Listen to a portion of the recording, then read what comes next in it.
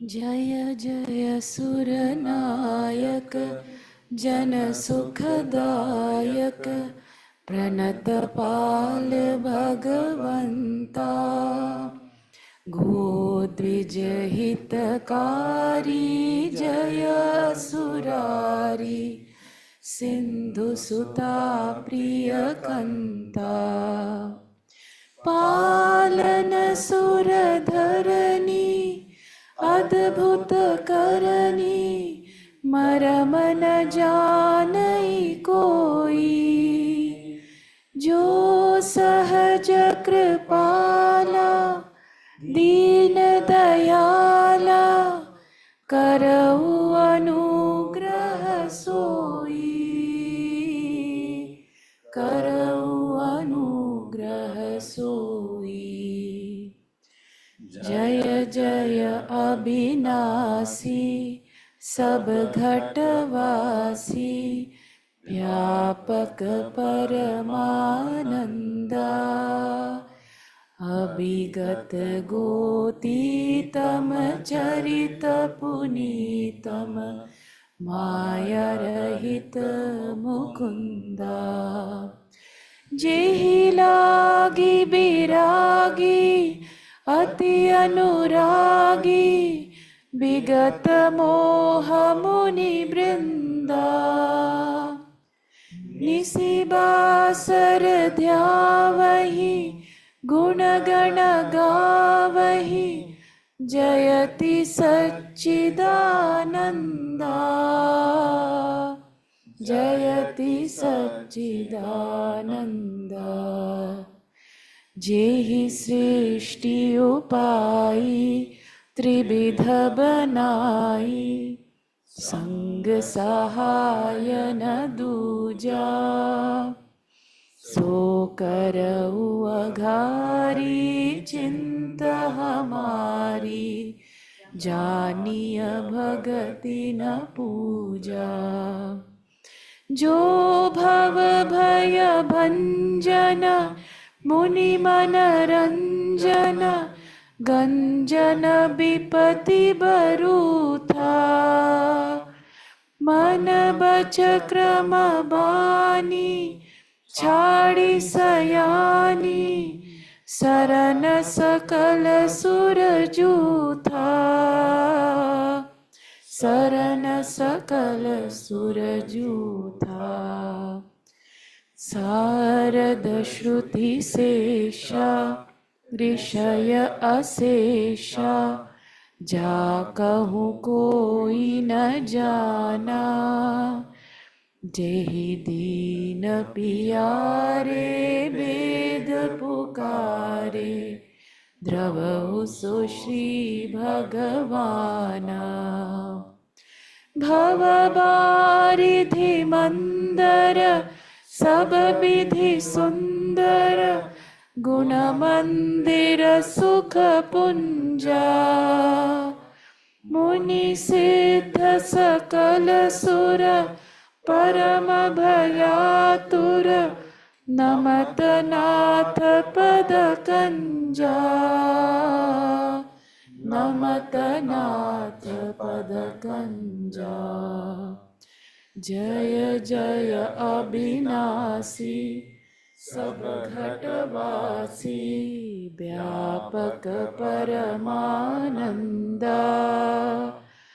अभिगत गोतीतम चरित पुनीतम माया रहित मुकुंदा जेहि लागी बिरागी अति अनुरागी विगत मोह मुनि वृंदा निशिबासर ध्यावहि गुण गण गावहि जयति सच्चिदानंदा जयति Sachchidananda.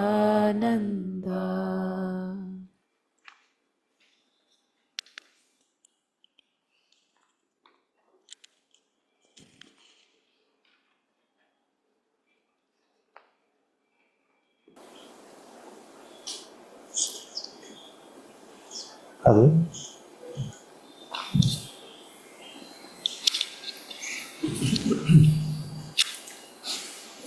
Father, I think the trickiest step in this journey is the shift from I am experiencing presence to the presence is experiencing the world. So I think, because I think that's sort of that shift is, I think once you start to feel it, that the presence is experiencing itself, is itself conscious everywhere, everything, it's just fully conscious, and the body is a bunch of sensations, and then sort of feels like, I think I can now understand what you were saying about the snake eating its tail. Yes. Because it sort of feels like a vanishing of the sensations of the body. In other words, it almost, I mean, what I was going to say, it feels like you're being decapitated from the inside. Yes. In other words, it's like something is, because in my case, it's around the head, the sensations are quite intense around the head, and it sort of feels like, something insidious is trying to decapitate me, but right from the inside. So I just wanted to share that, and maybe just get your guidance on how to sort of completely stabilize, so there's never any then sort of reversion to feeling like I'm seeking the experience of the of something greater than myself, because I think it's the opposite. It's like it's the exact opposite. So that is actually experiencing the seeking too. In fact, it's so much an opposite. It's like turning a glove inside out, that it's mind-blowing, because it's just a complete opposite of everything. The reality is formless and omnipresent and sentient everywhere, and everything else in it is a bunch of projections in its own light, which it itself is creating and experiencing. So if you could just provide some guidance on this, it would be great. It's good. It's good what you said. It's good what you said.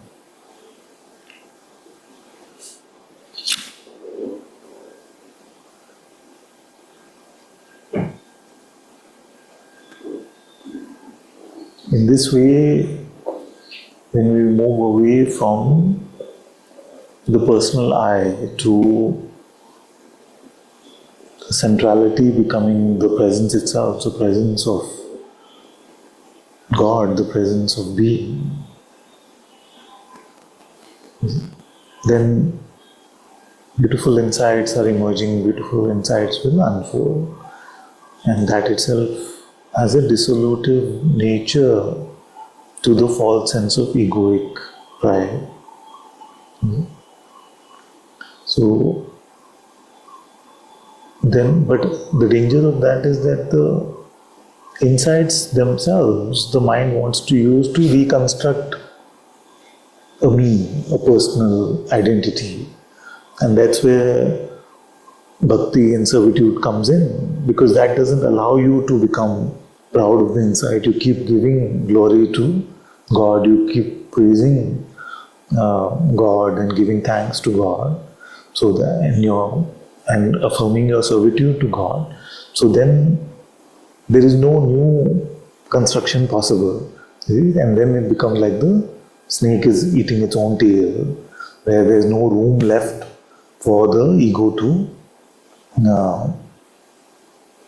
fester, for the ego to bloom again. You can't really call it blooming, but you get the idea. So in this, and as your servitude and as your love for God deepens, then you love to remain more and more in His presence, and His presence is the provider, the teacher of all insights to us, and then those insights get more and more deepened. And you're right that it's exactly the opposite of what we used to think. You see, so the way of thinking of the world and our way of thinking is upside down compared to the teaching of the Atma within. So now, because you're accepting everything as a gift of God and nothing that you can take personal credit for, so these insights will keep deepening. You will realize more and more that there is no me like that. It's only the pure presence of God, and you, the ultimate reality, the pure awareness, is aware of even this presence.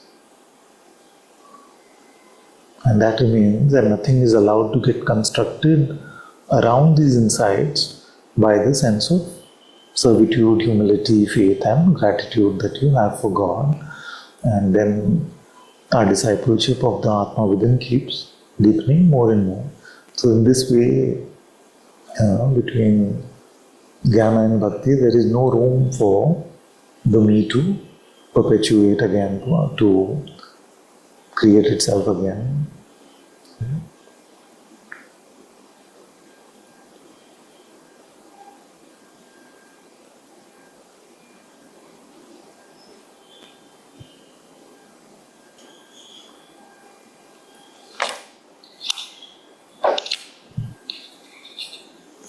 Noticing how, even though the presence hasn't said anything, I can use the mind to just philosophize, and that can seem like insights also, but it's not really heart insight. And I was delving deeper and deeper and deeper into it, and some of the things you say also, it sounds like philosophy, but it doesn't come from the mind. And Hopefully. Hopefully. I'm sure many times it does. But that's something I get tempted. I wasted a lot of.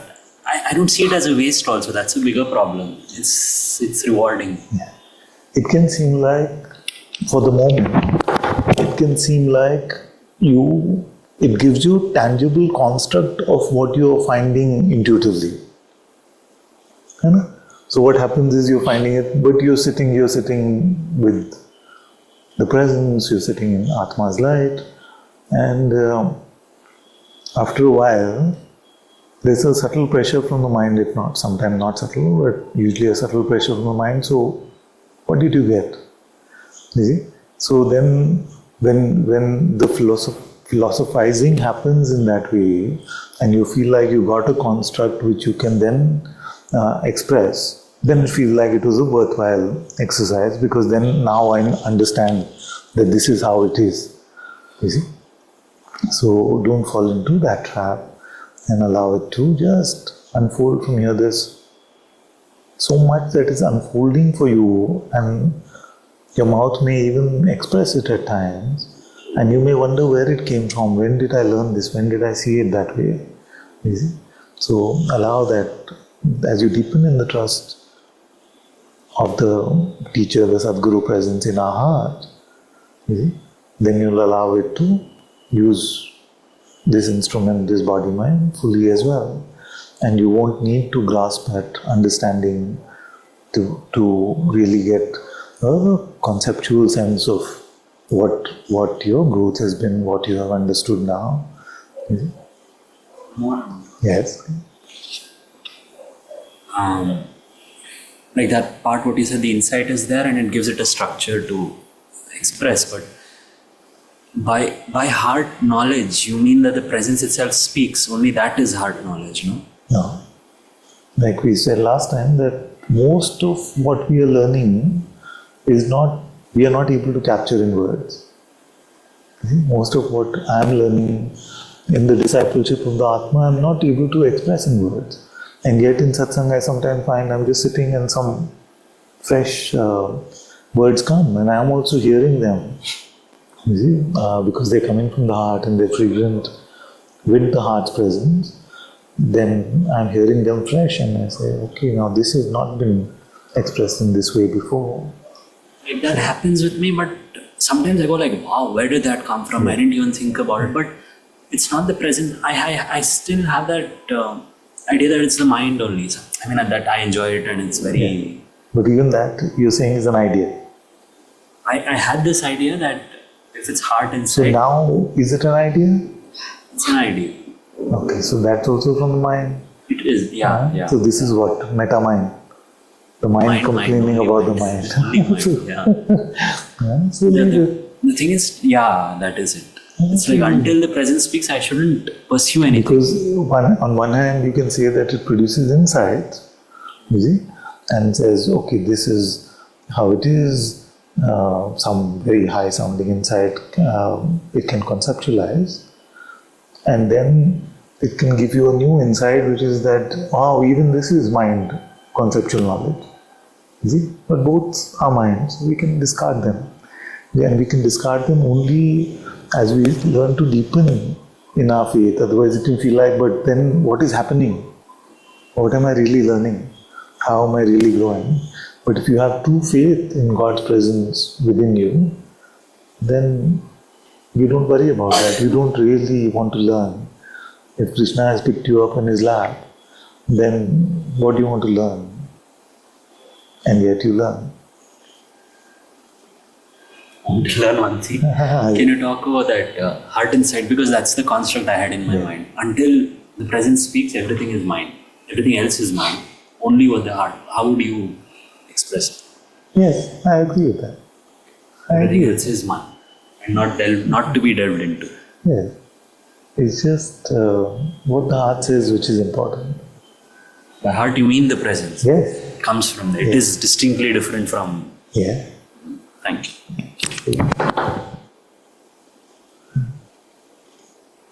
Otherwise, you can get into a trap, you see, to go to the mind again and again to try and sieve out what is useful here and what is not useful here, and who will help you in that process. You see? And if the mind itself will help you in that process, which way do you think it will lead you? More reliance on the false, more reliance on selfishness, more reliance on egotism.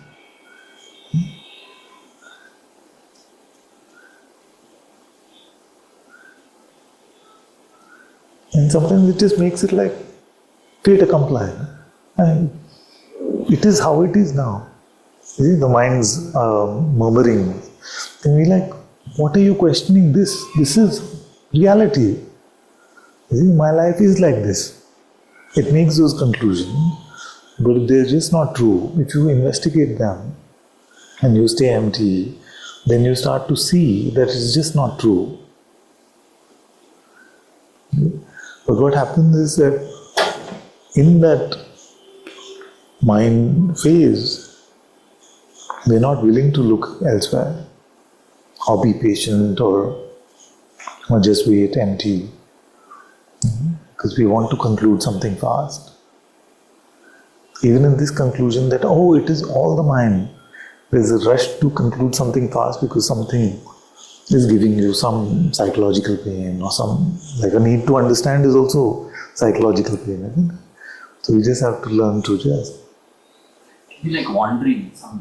There's a joy in that, somewhat mental wandering and I know it's not. These very subtle things, so keep exploring them. The nature of just remaining in your heart versus wandering in the mind. See what kind of changes you see in yourself in that.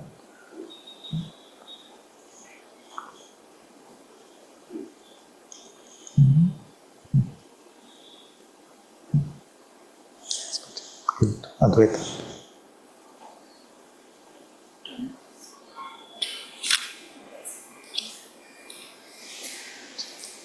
I think that I've found that one of the benefits of being in the reality that you kind of point us to is being able to see everyone or the people around us with a greater sense of compassion and acceptance and less judgment. Right. But I think I'm finding it really difficult right now to see most people with that, through that lens, and I'm finding it hard to have that like immediate love, and it's feeling like it feels forced a lot of the time, even like with my immediate family, like it's And so I'm kind of just like, and maybe this is me asking for like a hack on how to find that space quickly or point myself to that acceptance faster. Yeah. Is there a hack like that? Big hack. Can we hack our way through to this?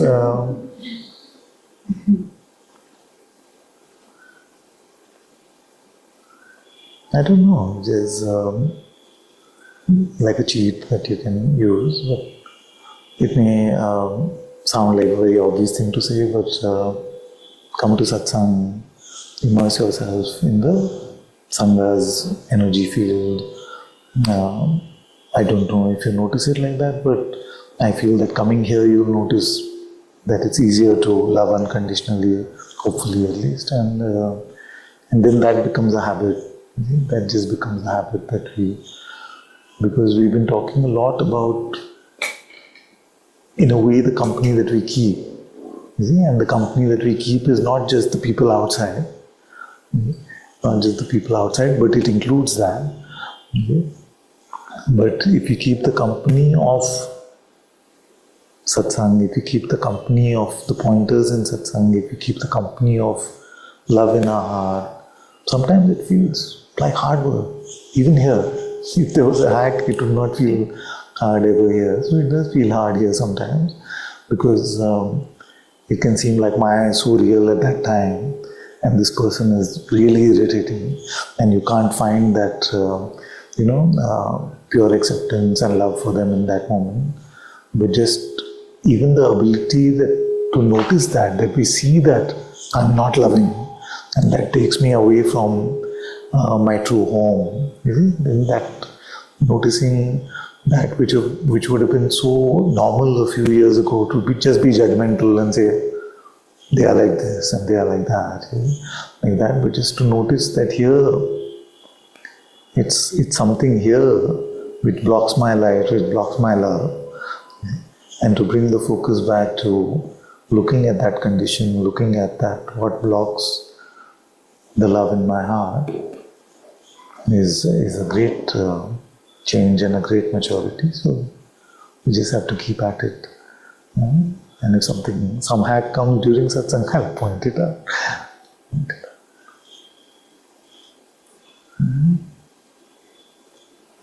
But in my experience, at least, and I'm just a beginner, so it's not easy all the time. It's not. I don't feel it's designed to become super easy. It keeps us humble in that way also.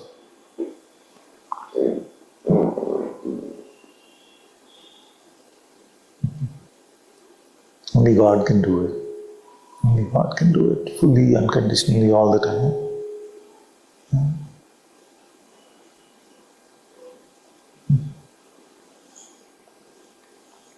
Sound?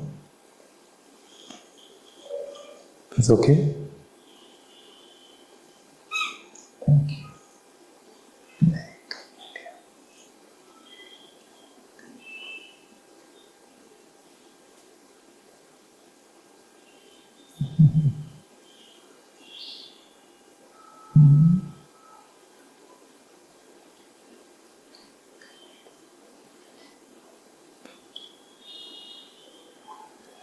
So remain in God's light, God's company, and don't rush. And don't worry about what others are thinking about you. Even if they have a judgment about you saying that you're not being loving enough, it's all right. You're working on it for yourself. You don't have to get into any guilt about that.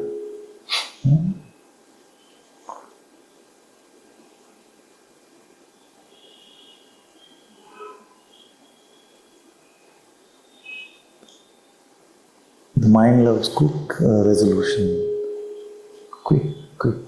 Everything should be quick. The heart is usually, because we are learning, we are all beginners. So we have to learn to get guided from the heart. Slowly.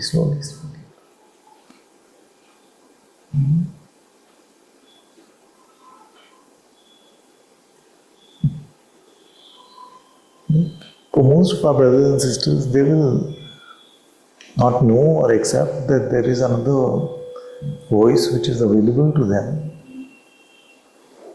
They will just think that it's all in the mind. But we are lucky that we are blessed by His grace, that we are aware of this, we are learning to trust this. And if we have this grace, this mercy upon us, but then not to use it and then to just presume that what my mind is saying is right, that itself is the trick of Maya.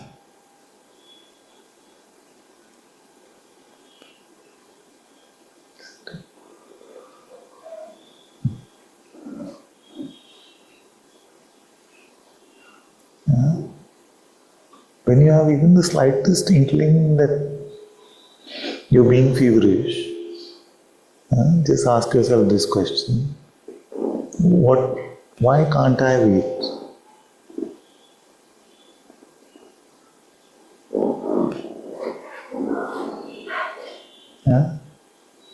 Why can't I wait?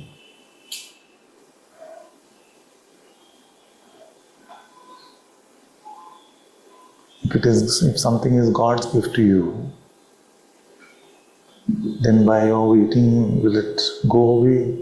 Do you have to rush to grab it? But in our rushing and grabbing, then what are we taking ourselves to be? Just this bundle of flesh.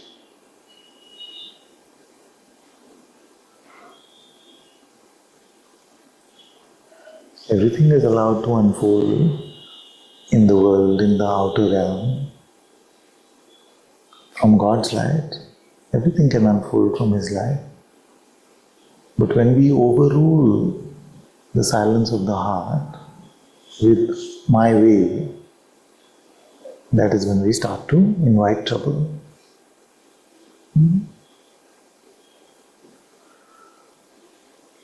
the world, it's a completely impractical way to live. The world's philosophy is, the opportunity knocks, we must grab it. Satsang philosophy is that if that opportunity is from God, it will wait.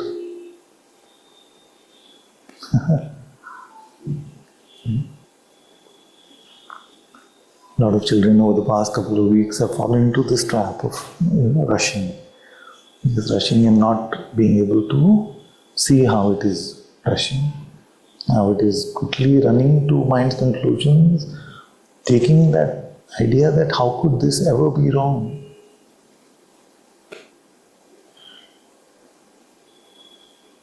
But the only arbiter of whether something is right or wrong, if something is good or bad for you, is whether it is coming from the Atma within, from God's light, or it is your mind's feverishness.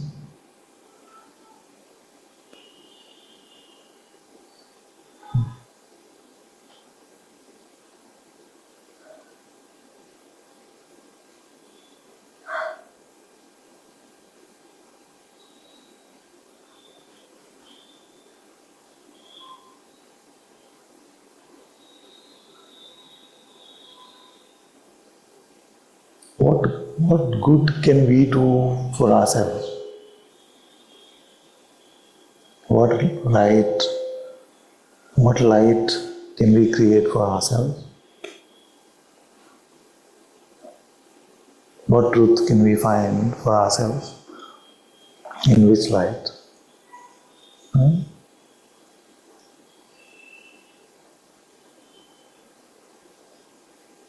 Cannot do it. Everything that is good has to come from God's light. It is His gift to us. Maybe all the good that we can do is to be present to His presence.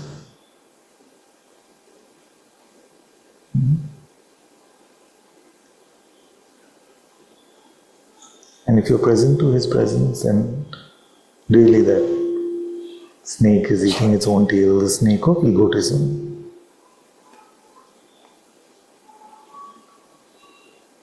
Who are you present in your life to? Are you present to God? It is, of course, His presence. I have not forgotten that as I see these things. It is His presence alone, but you have to be present to His presence. And then that unity can happen.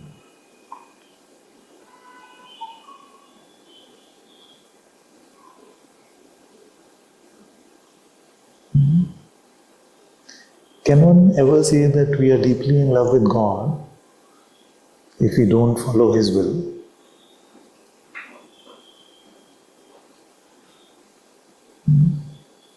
Even in the world we cannot say. In the world we can't say, isn't it? That's why all these romantic songs say that if tum din ko kaho raat, to hum raat kahenge.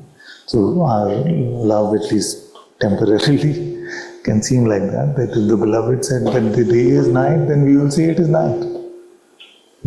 And feel that that is true. So if we deeply love God, then why not just wait for His guidance, for His will, for Him to move us, whatever we take that us to be.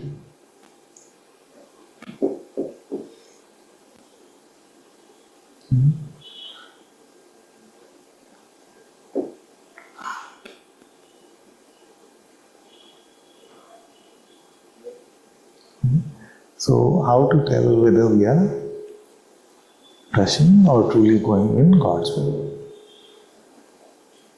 If it is not clear in your heart that this is coming from God and for God's light, then just know that you are rushing. Not that difficult.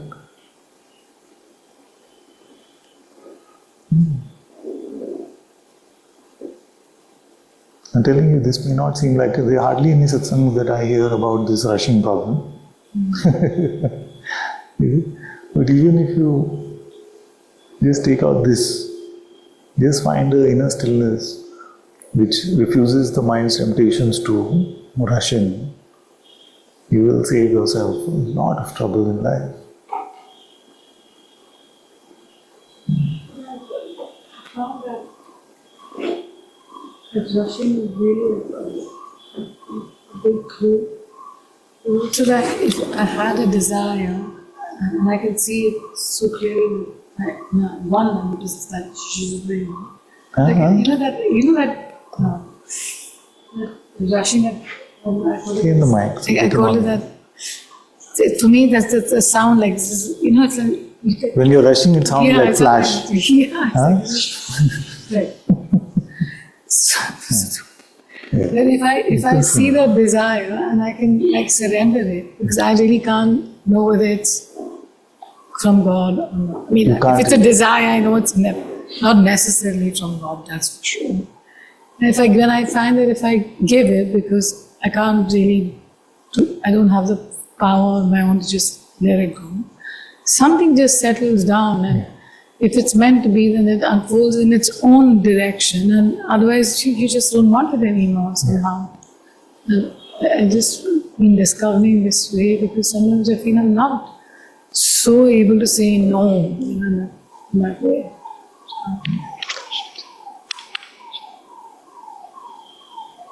So the simple way to put this is that don't take it. No? But if you've taken it, then give it to God quickly.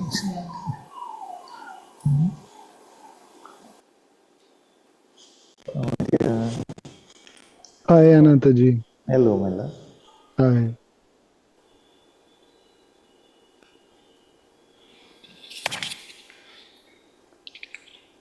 On this subject of merging this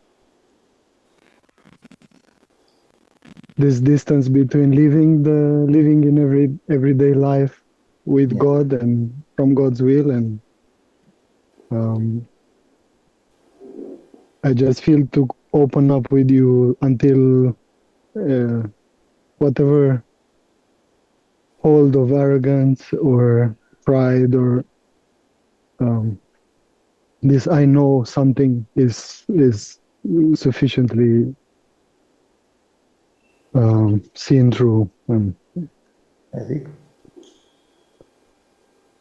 and you're speaking about following God's will. I could see, because I've been listening over the last years when you started to speak more on this, that I actually became more and more interested, and not only from this satsang, but it just this became very central to follow God's will at any cost.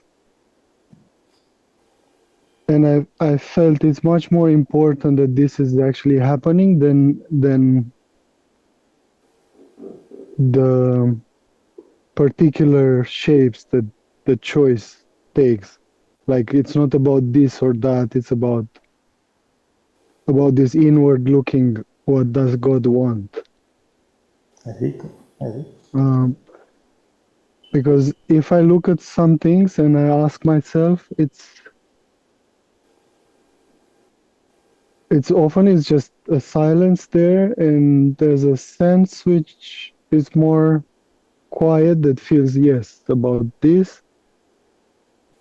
But then when it's not so clear, I realize it's not really about making that clear, like the direction is, because it's still then it's too much about something separate, like it goes into a narrow space. And also with these recognitions here, that became more and more easy to see everything is awareness ultimately. Then the inquiry turns from trying to see what is God's will to merging whatever that thing, like let's say it's whatever that particular subject is, it gets in through to be just God. Actually, there's not even about a will, and it just empties in just God somehow.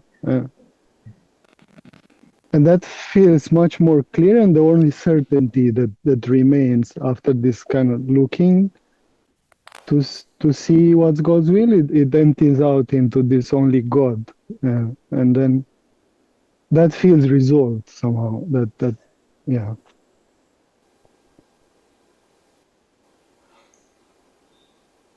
Of course, some things they come back. This knowledge that God alone is here, I see that's my main orientation, and to see it alive in every moment. To see, but say that again. To see it alive in every moment, like to see it. His presence alive in every moment. Yes, it's better put this way. Yeah. Well, that is a beautiful way to be also. If your intention, whether you say it is to see his presence here truly alive in every moment, or whether you say that I just want to be with his presence, whether we call his presence just presence or Atma or Holy Spirit or Sadguru presence, those words don't make a difference. But if our intention just becomes this, whatever intention we still carry, if it just becomes this, then the beauty of this is that we don't have to decide the curriculum, we don't have to decide what we also need to learn. It just becomes that we show up in his classroom, in his temple, whichever way you want to look at it. And then the teacher does not need our advice on what we need to learn next. Is it? Having said that, it is beautiful to use a question which is only truly answered intuitively, is it, as a way to not fall into any mental conceptual traps. Is it? But there comes a point in your life where you just know that if you just see that his presence is alive right now within yourself, then he decides the theme of what we need to learn.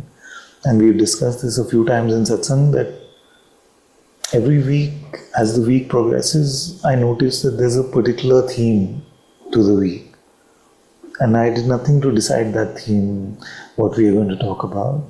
So he knows very well what we need to learn, what are our blind spots. You see? And this is also, and this is not something just for you, it is just coming as a reminder for me to tell everyone that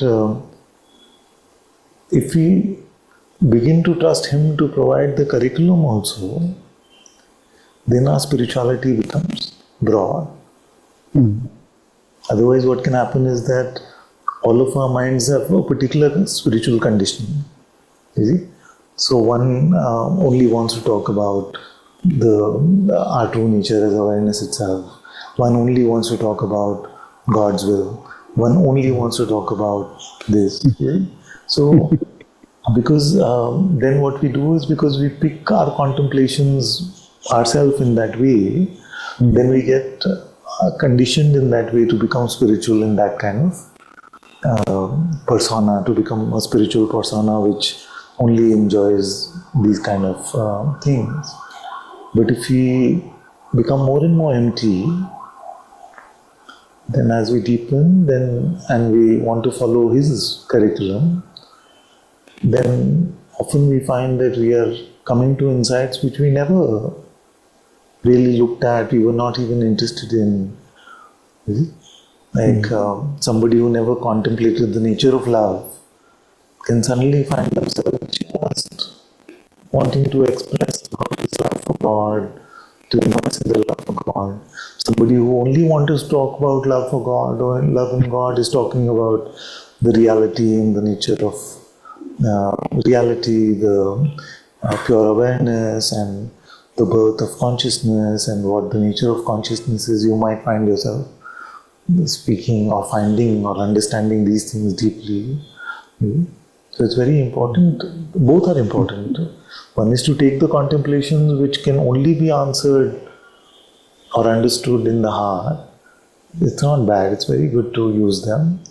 But also to just unburden ourselves, just go to God's temple empty, to the Spirit's classroom empty of preconceived ideas of what we need to achieve or what we need to find.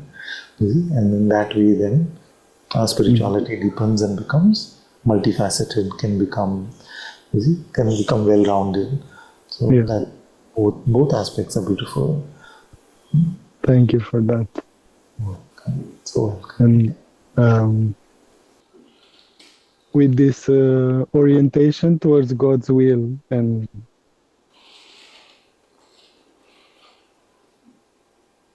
I hope it doesn't sound, but anyway, I'm gonna say it just because sometimes it feels like that I'm more easy now I'm more unwilling to leave even 1 second, and of course, like a lot of time is spent not in the best way, but I'm not, in my heart, I'm not willing to leave 1 second out of God's will. But in the same time, I find less problem with anything, like a relationship, normal life, world, whatever. This strong thing about God or the world, it just doesn't speak so much to my heart somehow. It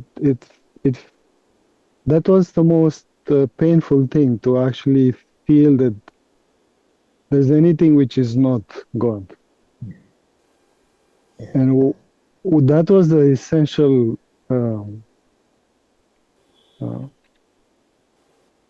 something that needed to be resolved. And now there's a bit of arrogance left, and like preference towards seeing more on this, like but yeah, sometimes this, when satsang can take a bit of a polarity, and I know it just comes from love, from but this polarity between life and God, and then a lot of self-doubt can just turn on itself on this subject, like, and it keeps a certain separation between like being still conflicted about normal things of life, which it's actually Very good. It is very important that you shared this. It's very, very important that you shared this. You see? The world, what is the difference between the appearance of all of this and the term that we use, which is Maya? You see? So, what is the difference between the two things? The appearance of these sensations of light and sound, of this color and all of this appearing in front of us, versus what we call Maya. What is the difference? Labeling. Labeling. But this labeling is very, very good. But I feel like the simplest explanation of this was given by Anandamyima. She said Maya is Main Aya, which means I came, the me came. You see? So in the appearance of this world, in the appearance of the waking state, in the appearance of the dream state, whatever we take the world to be, there is not organically this me that arrives. And so the world doesn't become Maya unless we take on the position of me. You see? So the polarity is between the false notion of Maya and of living in God's presence. But there is no polarity between the appearance. Otherwise, then pure perception would never be suggested in satsang. It would just be a hiding away from the perception of the world. You see? Pure perception is the same as open and empty in a way, because we are not labeling, like he said, and without labeling, without interpreting, there is no Maya, there is no me coming. You see? So, the struggle between the two polarities of God's presence and Maya is not a struggle between the physical appearance of the world or the perceptual appearance of the world and God's presence. It is the struggle between the temptation to become proud, to take yourself to be someone, to take yourself to be special, and therefore using that appearance of the body-mind object in this realm of objects as the center of that taking to be, as the center of that ego, the center of that pride. You see, that is the only role that the physical world plays. But you could actually be lying down in bed and not perceiving anything really of this body, but still be taking yourself to be something special or something great, even using that, saying that, oh, I am in such a great samadhi state, I must be a great yogi, or some idea like that. So that is already Maya without needing any perception to come in front of you. You see? So the two force fields, the struggle of the human condition, which is undeniable, and I'm happy to have deeper conversations with everyone who feels like there is no such polarity there. The struggle is only between the propensity to take this me to be a reality and the longing, the calling, which is calling us from deep within our heart to merge in God's presence, to merge in God's light. So There is no problem in this life, because how will you escape that? Even if you go and live in a cave, you see, how will you get rid of the cave and, finding food around the cave and, to find water sources around the cave? This life cannot be just disregarded in this way. You see? And it's also, Anantaji, sorry, it's No. also love. It's also out of love. This whole world and the apparent me who is the view of God in this world. Like after you spoke with Karunamai and you asked her how much does she live in presence. I was deeply looking also what is happening here is why this manifestation, why anything. And like deeply it got answered that it's love. It's out of love. All of this is out of love. Yeah. So that has to be seen first, and then from that a more open question. Okay, so where still? How come I'm not living fully in this, in connection with this? But only after seeing that all of this is made of love, that inquiry has more power. I feel, at least in myself, to see, okay, so how am I failing, or how am I still continuing something lesser than this love? And then the answer comes, it's through this desires of the me, to taking something to be separate, to following something of the me, of a separate me, that to being pulled into any of this. Very good. Very good. Very good. To see that everything that God brings to light, also He brings from love. It is not possible any other way. It is very, very important, very good to see that. And use that both to deepen in this insight of what you're finding, and use that to fall more and more deeply in love with Him. Yes. So if everything is made up of that love, then don't block yourself in any way from falling deeply, deeply in love with Him. Your heart is already tugging you in that direction. So just let go of your defenses, and His presence will never betray your love. So don't. You're doing very well. You're going very well. You had a very good insight about this. Now deepen in that love itself as well. Really. Fall deeply in love with Him. That who has made all of this in love, who has made us whatever we take ourselves to be in love. Let us fall so much in love with Him. And it sounds strange many times when I say things like this, because many times the question comes, but how can I fall in love? It has to happen, you see? But I'm introducing you to a very deep, innate ability that we have, which is to actively love God, unconditionally, you see? And you will find that lever, you will find that switch within yourself. You see? So love, of course, a deepening will happen. It is a happening. But you will also be able to actively love God and fall in love deeper and deeper with God. As you remain more and more in your heart, you get access to a new toolkit, a new way of life,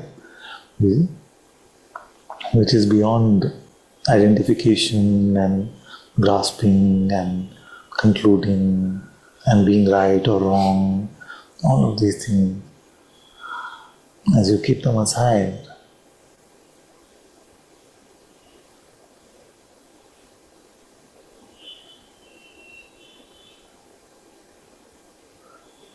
yeah. So, and it's not too far-fetched actually, because it is possible in this human condition, like we just got a new baby in the house, our pet. It's a bit, I don't find it natural to say our pet actually. So the new baby, but I want to explain that we've not had a new human baby, but so, and I noticed that I can just block him out if I want, but I can also actively love him if I want. So if we can do that even with things of the world or appearances in the world, then definitely we can deepen in our love for God. Okay? And the simple thing is that how do I love him more? By remembering him more, by keeping him in my focus more. Who is this moment about? Okay? How am I serving him now? How am I loving him now? And in these simple ways, you find yourself deepening in love for God. So if our question changes, and and at one point I wanted to remind myself of this question all the time.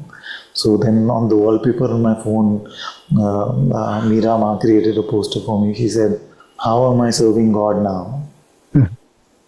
Just to remind myself of that. Because otherwise the propensity to go towards serving myself can still be there. So in wanting to serve him, follow God's will, in wanting to be in servitude to him, is also a deepening of our love for him. Okay? Because the relationship of God, of a God-directed life instead of a God-assisted one, which can seem like a complete 180-degree turn from what we originally wanted. We wanted God's help in our objectives. Now we want to serve His objectives.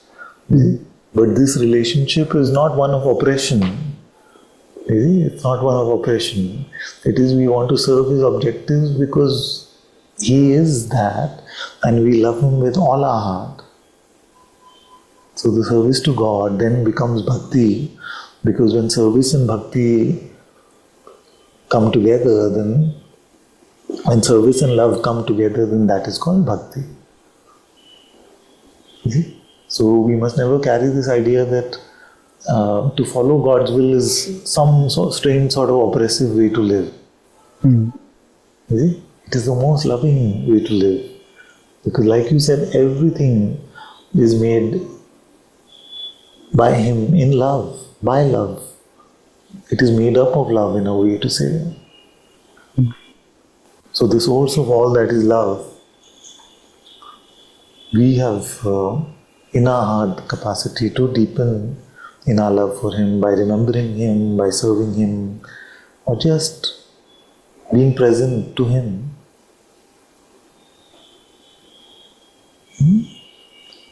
So take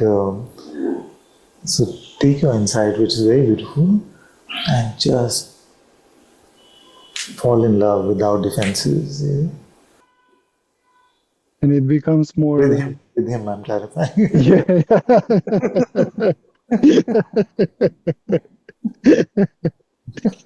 Yeah.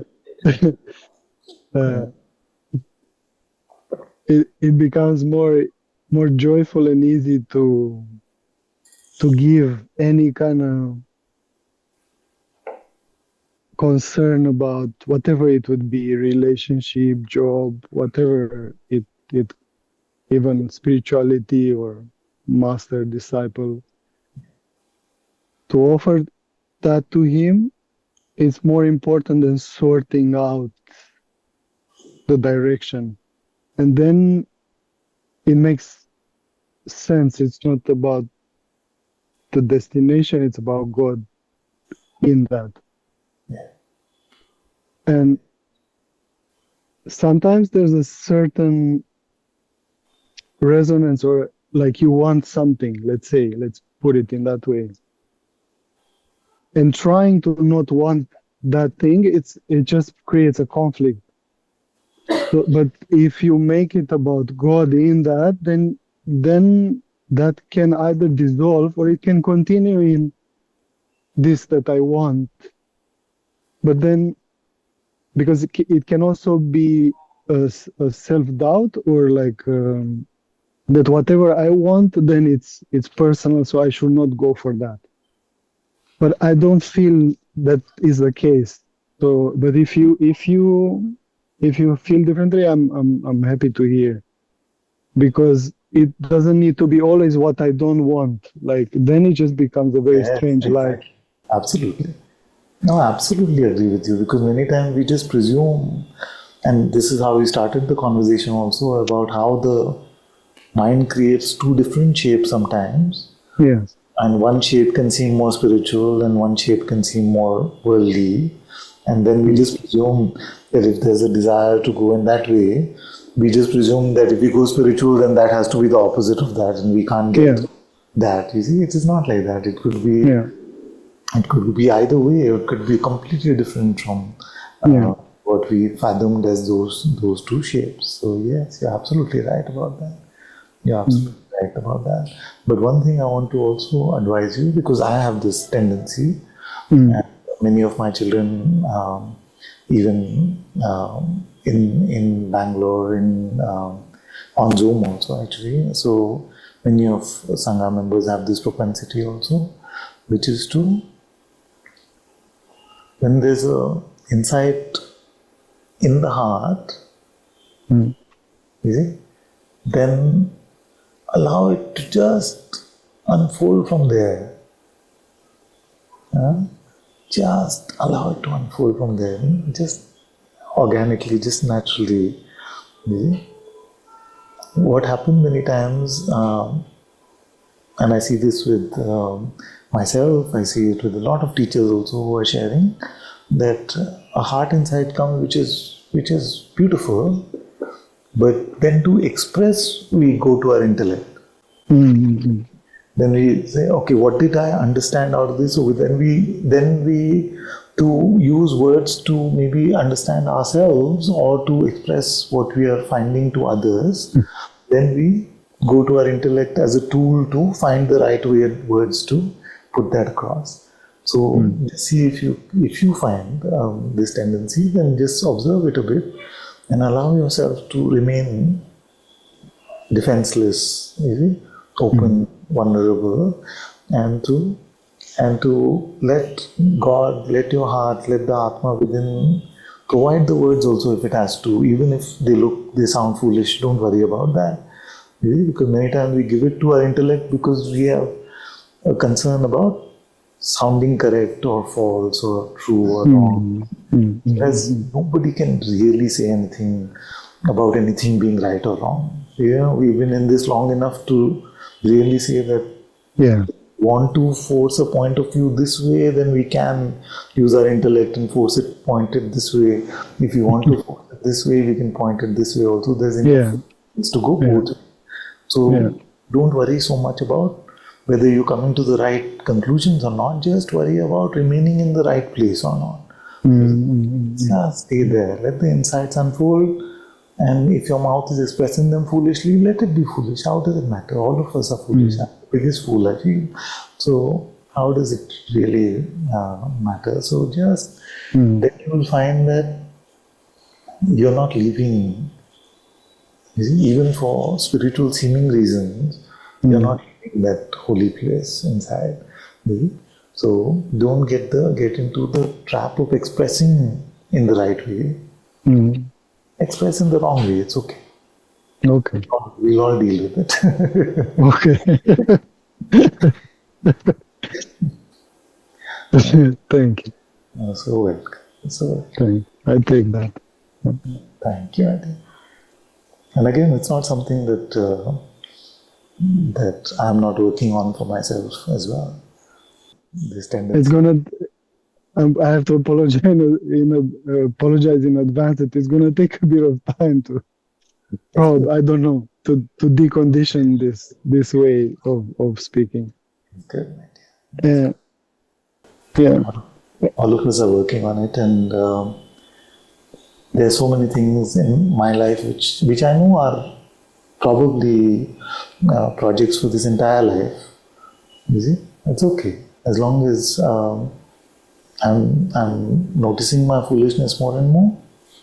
I'm okay with it, being a lifetime project. I have no rush.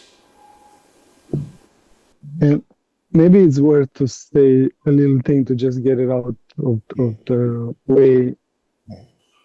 Because I said something in the previous conversation we had about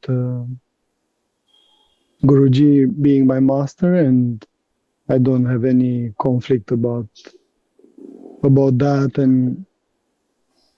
And Karunamai,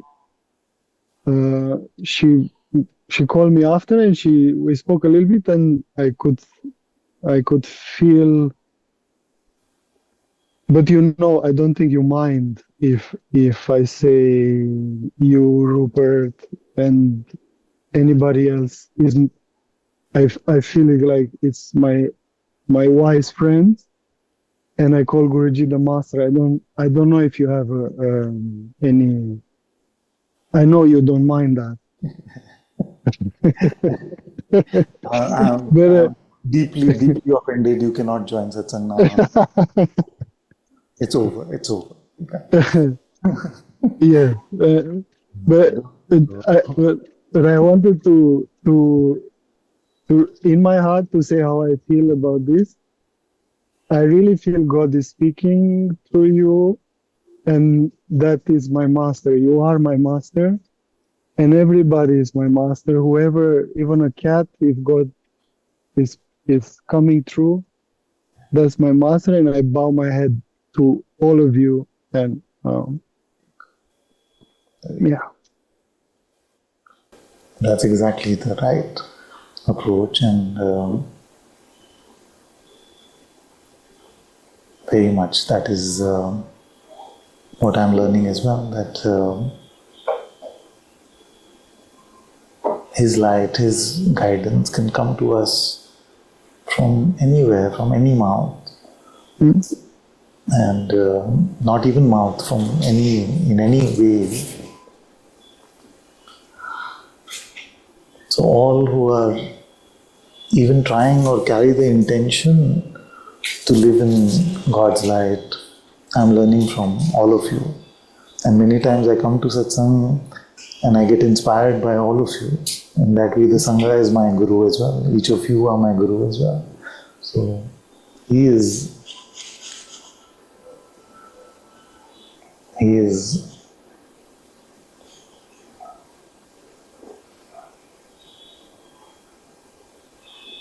so beyond any words that I can use, and His love and His insight and His sheer taking care of us is so deep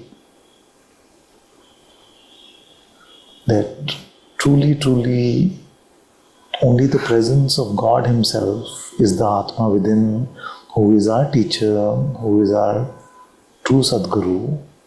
While we continue to have deep reverence for those who have dedicated and spent their entire life in service to that Sadguru presence, they are our Gurus in the world, and full reverence to all those who have lived this life, which is a life full of this struggle that I talk about. So they deserve our full love and reverence. But anyone in His presence right now is my Guru. Is my Guru because I can learn from them. I can be inspired by them.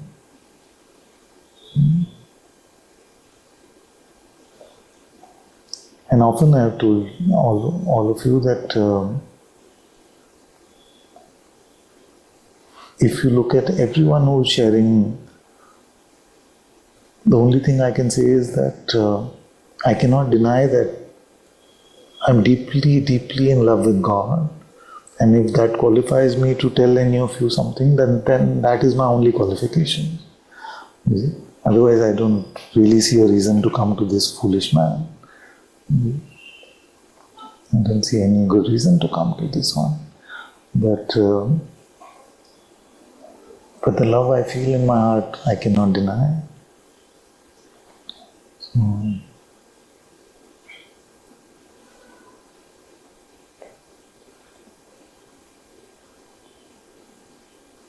and I'm not at all concerned about whether who gives me the label Guru and who gives me the label friend, or who gives me the label Ananta, who doesn't even like me. It's okay. As long as in one moment in their life, due to this foolish one, they can turn towards God in some way, either contemplative way, in some way of servitude or love. I'm fine with that. I'm fine with that. In fact, the other day I was just feeling like saying to everyone, why do you all call me father? Just call me brother. You can all call me brother. Why we need to stand up when this man comes into the room? I don't see anything worth standing up for, actually. I would not stand up for me, I feel. And I don't. So,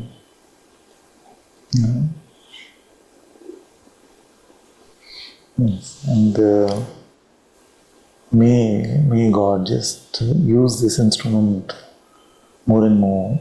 And I know that fullness of His using this instrument is how much I am willing to surrender it to Him. You see? So my surrender is what I need to grow, what I need to improve for Him to fully make use of this instrument. So if Guru means not a work in progress anymore, then definitely I don't qualify. Because any aspect of spirituality, I feel like I'm just a beginner. And every day I'm realizing more and more that if God loves us this much, then my love for Him is just so tiny. And that so tiny, I make a claim about and I say I'm so deeply in love with Him. So it's all full of contradictions everywhere and confusion everywhere. Also, in me, Anantaji, I had this contradiction between really feeling Guruji, like having no doubt, and it still feels like there's no doubt about Him being my master and not my in this way, but just. And in the same time, something doesn't want any exclusivity to, it feels a very small thing to go into this, like, oh, but only he can speak the truth, and or like any kind of tinge of exclusivity. Something doesn't feels distasteful. I don't know if it's ego or what, but I couldn't digest that. I don't know. Yes, I see what you're coming from, where you're coming from, and it's tricky. It's tricky, no? Because on one hand, that exclusivity, as you called it, is very helpful to keep our tendency to do spiritual shopping and then to confuse ourselves more and more. It keeps that in check. So that is the benefit of it. The downside of it is that we confuse. You see, we confuse the fact that any embodiment, any appearance in front of us, especially, please don't confuse it about this man, can be a replacement for his presence in our heart. You see? So this one is just a provisional device, a provisional tool, which is just being used, hopefully, by that holy presence in the heart to lead you to that holy presence in your heart. And any device that does that is worth listening to. You see? So both those things are there. As with everything in life, it's a double-edged sword. But I feel like because you have been in satsang long enough, you can discern and you can tell whether it is just a tendency to shop around or it's a deepening where you're loving his fragrance coming from anywhere that it may be coming from.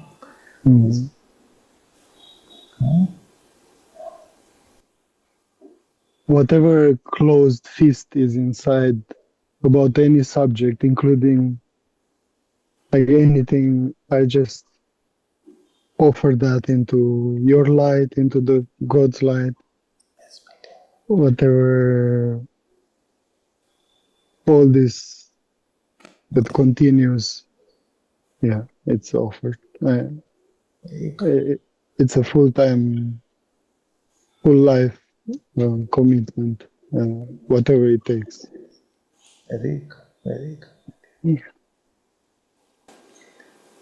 Well, there's a question about what is the extent to which Maya can play God? What is the extent to which Maya can play God? Yes. So, something from like this recent time. So there was a very spontaneous prayer made one day, and after that things started unfolding on its own, literally without any effort, without any asking. And a lot of what we call in the world of perception is divine signs.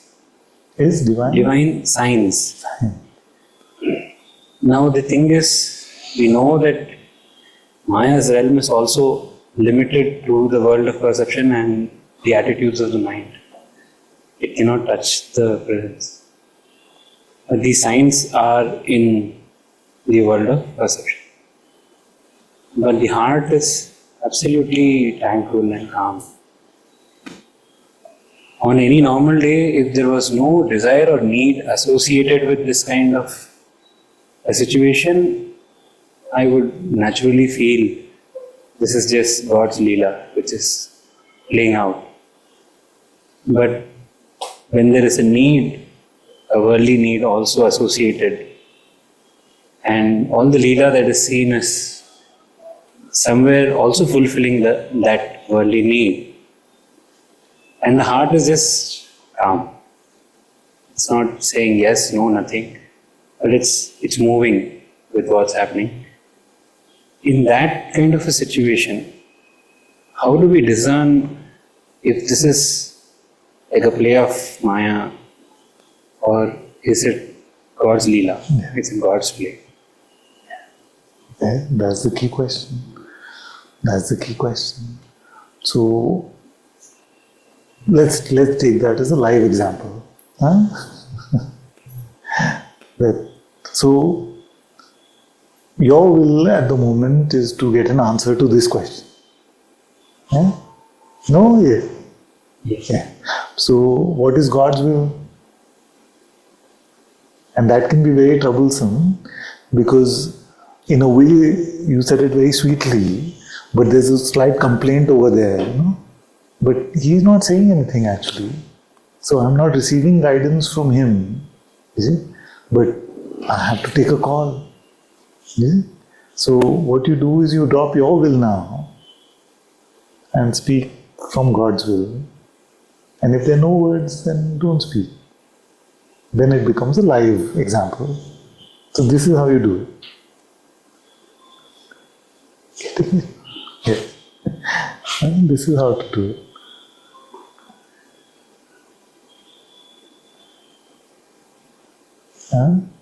And even if words don't come, then at least you will notice a change in the internal climate, if nothing else.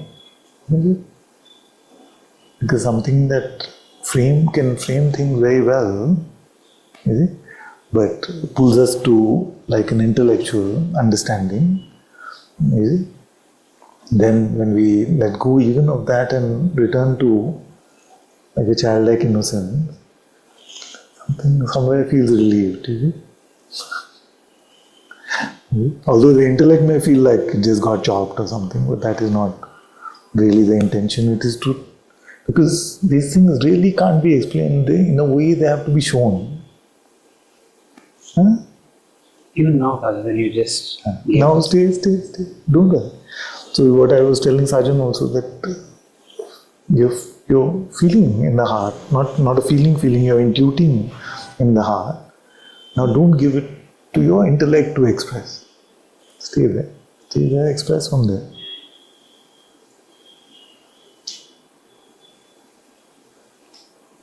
Huh? Don't have to frame it in any logical construct. Even if blah blah blue comes out, it's okay. That's how you learn to trust his way more and more. Don't be scared to look foolish. Huh?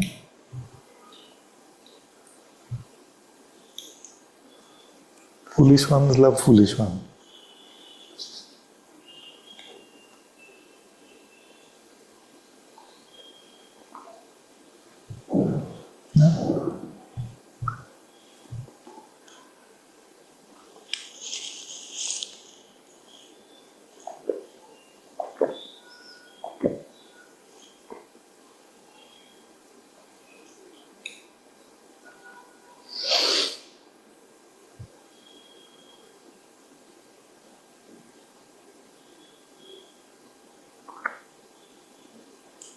It's a different planet.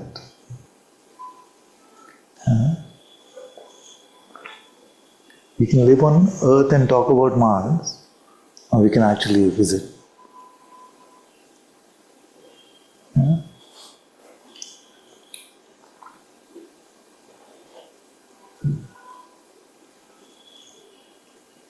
How is it now?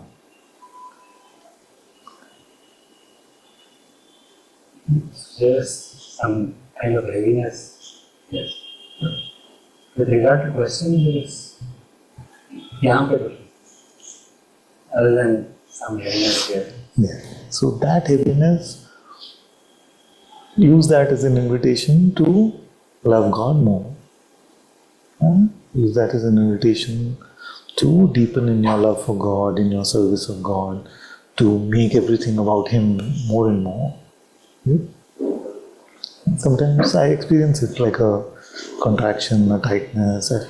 That's what I call it, like I feel distant and restless from His light. So then I just, whatever tools, whatever, like a fish out of water, they have to return.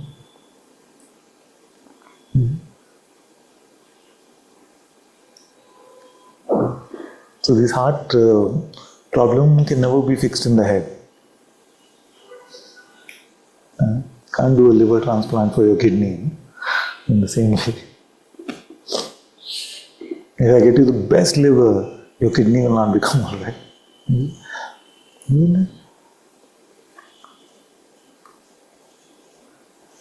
Yeah. And while this heaviness is there, then don't take yourself away from just serving, deepening, loving. Allow yourself to come to Him, and then from there you see that all questions, all answers, everything is straightforward.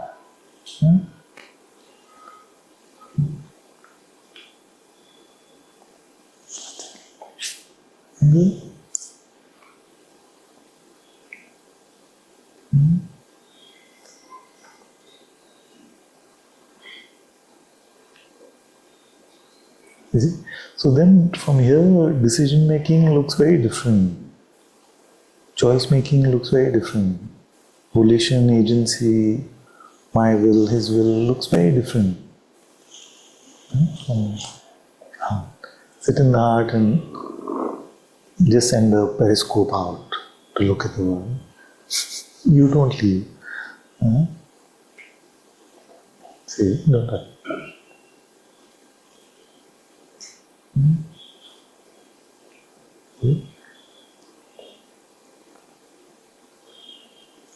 Then with this, if you start to ingrain this, imbibe this, then one mind's trump card to intellectualize the truth. To intellectualize truth into a second-hand understanding, your own second-hand understanding will be chopped off.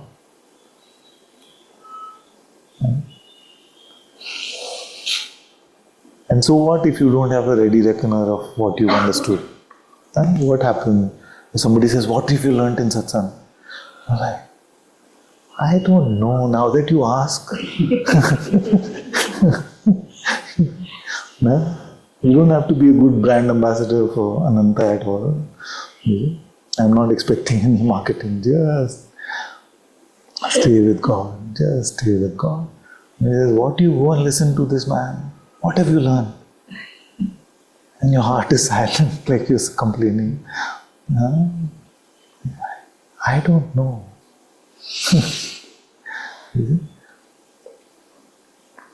That's completely fine. That's completely fine. Heart is silent, but you're saying I don't know. Huh? Heart is silent. Heart didn't say I don't know. Yeah, because in the pressure of that expectation of response, then you feel like you have to say something, so I don't know is good enough. Because if you just stare at them like that, I thought that's what we should do. yeah, that's okay too, that's okay. How much are you willing to risk is the question.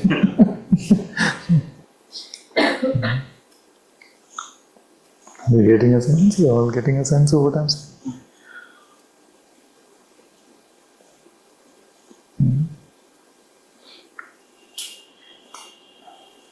The world forces us into masks. Masks of like grown up and understanding and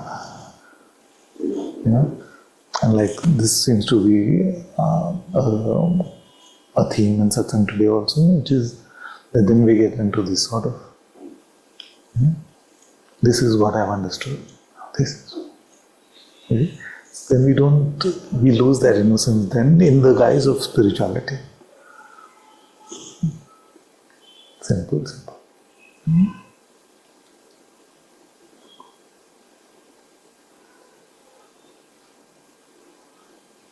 Can anyone be a servant of God, true servant of God, but speaks on their own? Can you be? Speaking is the main instrument of action in today's world. Maybe at some time in the past it used to be hands and things like that. But these days most of our activity is words. So servitude must come in words. Let every word belong to Him. Even if that transition takes time, it's okay. It's a worthwhile time spent. And then our perspective will change from how do I juggle between Him and my mind to how am I serving Him? How are my words drenched in His love, His light, His presence? These things are very important, especially for those who are sharing His light, sharing His way.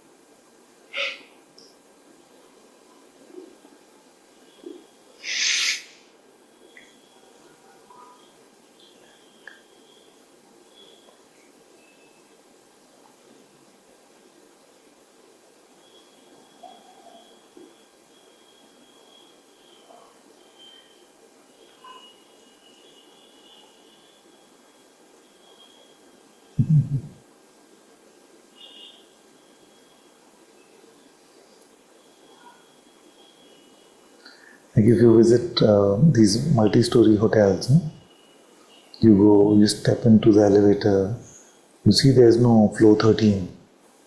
There's no, most of them you notice and tell me next time. So make your head that floor 13, let it not be there. There's no button to go there.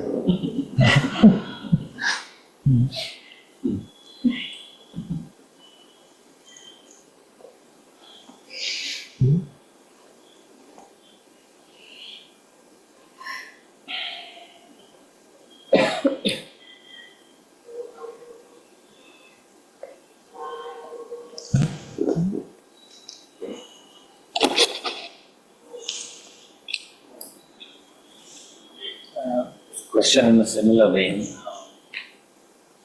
more of an observation, Father, is it seems to be a loss in ability to have a conversation that is heart to head.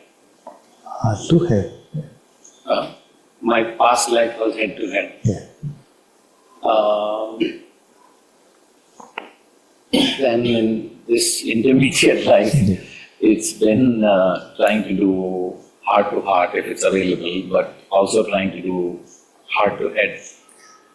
And I'm meeting with repeated failure, like it just doesn't work. So now the tendency is to just, like you said, say, I don't know, just shut up.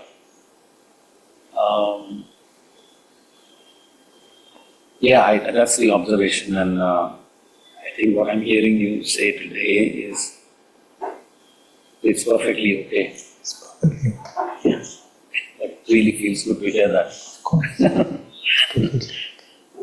See, because that I don't know many times is better than like Sajan was talking about earlier. The mind actually offers us two shapes now that we are in spirituality. It gives us like a worldly, like this was the before, and then it also creates the after shape. Now that you're spiritual, this is what you should. You see? But both we can let go of and allow our heart to speak. And if the heart is silent, then I don't know. It's perfectly okay.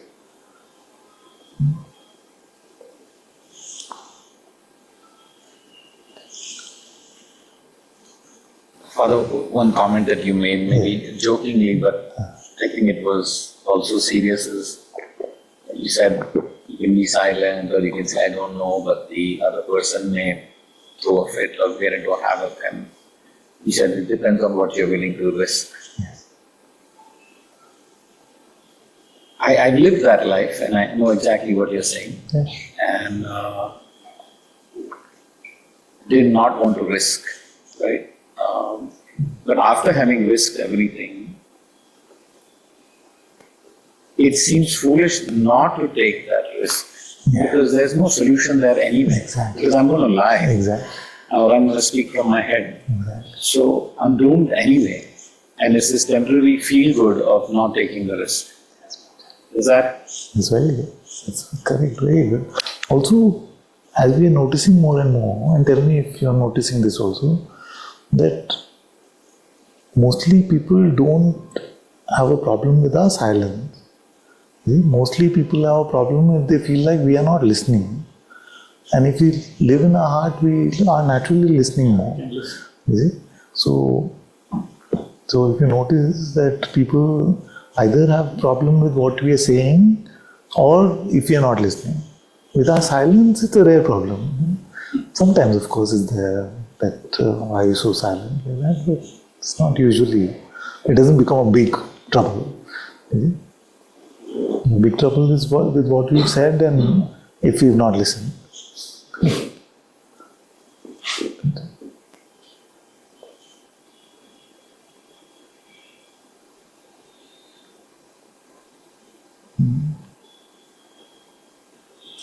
Although, again, just observationally, like if yesterday I had a business meeting where I met somebody for the first time, and it was very head to head. Nothing bad about it, nothing head bad in this case. That's where they are starting, and I can't expect them to come with the heart in a very comfortable way. And then slowly over time it can become heart to heart.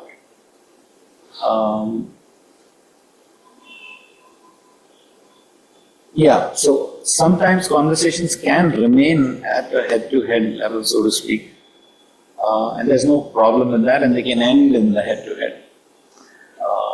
And maybe I'm mincing words now, maybe it's not necessary. But, it was very tactical. Everything worked out okay, boom, boom, boom, and it's done, and everybody leaves the room. That also seems to be okay.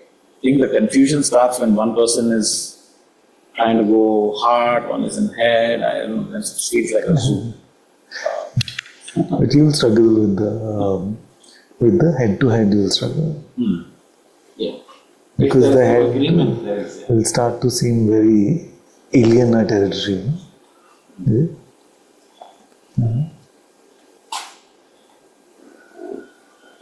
It felt very alien. It's the right word. That's it. It's like a struggle. And then again, that is about risk. That is about risk. That alien thing I want to ask you. If you're not used to going to this floor and you feel like in some situation like you have to, which is never truly the case actually, then you can feel like very, very depleting in some way. You can create this sort of heart tightness and heart heaviness. I'm beginning to feel that all the practices that like prayer or just not rushing, or even coming to satsang, it seems like the mind also deepens. In the way, it's improving the mind also. Yeah. I don't disagree with you actually, sir. Maybe many of you will be surprised with that answer, but I don't disagree with you. But don't count on it like happening. Is it like a better temptation? Is it? No, I feel like the nature of the mind does change. It's a very slow, like dinosaur to change. It does change, but you change before it. Let it take its time. You know what I'm saying? In the sense, your eyes are like so. Yeah. So your heart is already guiding you. You see? So allow your mind to take its time for all this to seep in if it has to.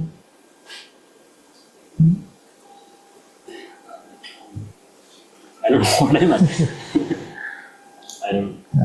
It shouldn't have become weaker. I guess that's the thing I want to ask. To distinguish between when the mind is trapping you into a pretend meekness or whether it's truly becoming meeker, that is what you have to be careful about. Just stay with God and He'll work on your mind also. I don't know what I want to ask, but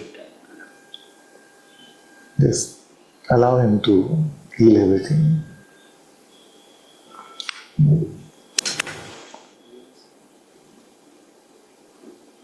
So just to share more about that, I noticed that the mind here is a little different in complexion to how it was earlier.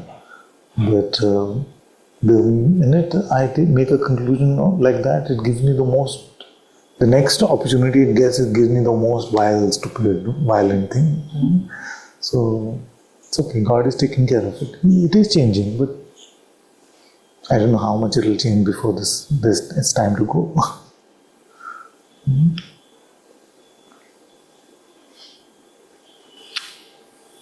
Father, it's been beautiful to learn from you how sometimes, whether it's me or anybody else, shows up in satsang with so much of head, and then I can see your expression, like with this direct feedback that I'm getting, like I can see from your eyes that okay, I'm in my head, and I can see you kind of deactivating that, and sometimes when maybe I show up with too much head, I can see that there's silence and or a gentle smile, and that is also deactivating, and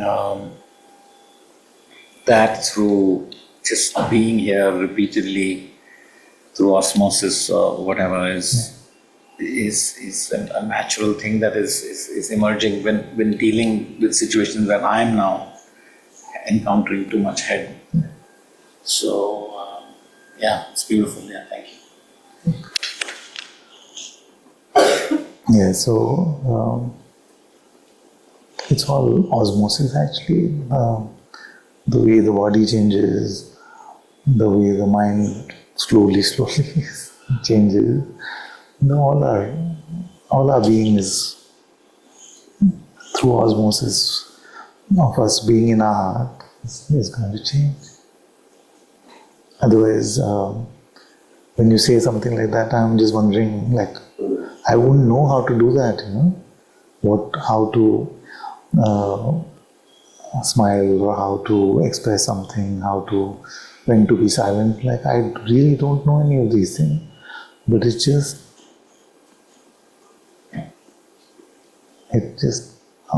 an outpouring of me just sitting inward facing.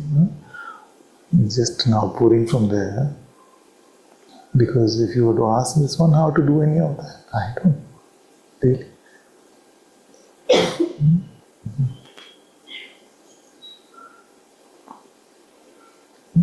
I feel like that which helps truly in all of this is that because he dips me in so much love that is bound to be felt somewhere. And once we feel love, then we are open to looking at ourselves deeply. We feel like we can look at ourselves and our pride, our ego, all of that more deeply. So that love, I feel, helps. And it can only come from Him.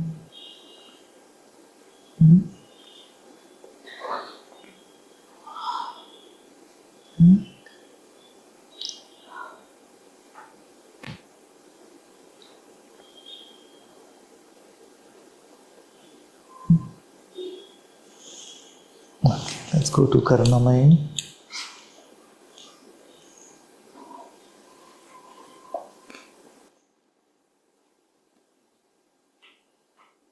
Hello, Father. Hello, hello. I took your pointing to my brother earlier to speak only from the heart, and it's actually one of my inner desires for a very long time, but I didn't have the courage to express it. Yeah.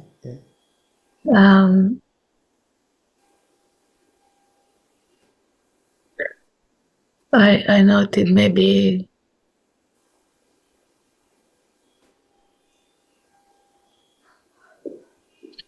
I say I don't make the most of this opportunity to be in Satsang sometimes, almost times.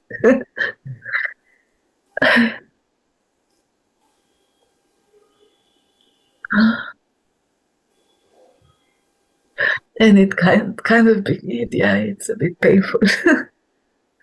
And it's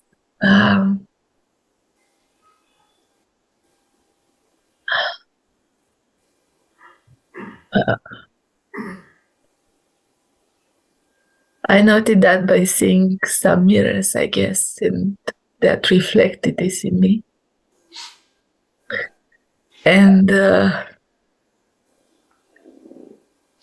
I turned it into a prayer to God, I guess, to bless us and allow us to make the most of the opportunity of being here and most of this moment of being with you.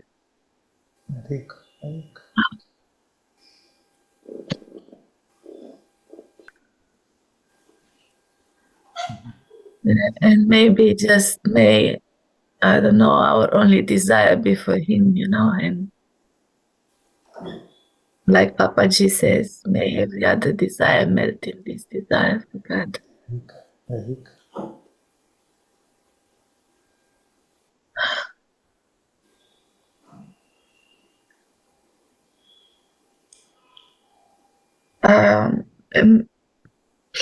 It comes, and I don't know if it comes from the heart or from the mind, but and yeah, maybe it's something that I need your advice to see clearly. Because when I called Sajan, I said to him, I called you to chop you. And while chopping you, I chop myself because, my confusion about gurus in it's Guruji or Anantaji or Madhevaki or Yogiram Surakumar. And so we had this discussion, and I'm happy he brought it up. And I think it ended like, yeah, may everything be my guru. And but I don't know where this chopping tendency comes. And if I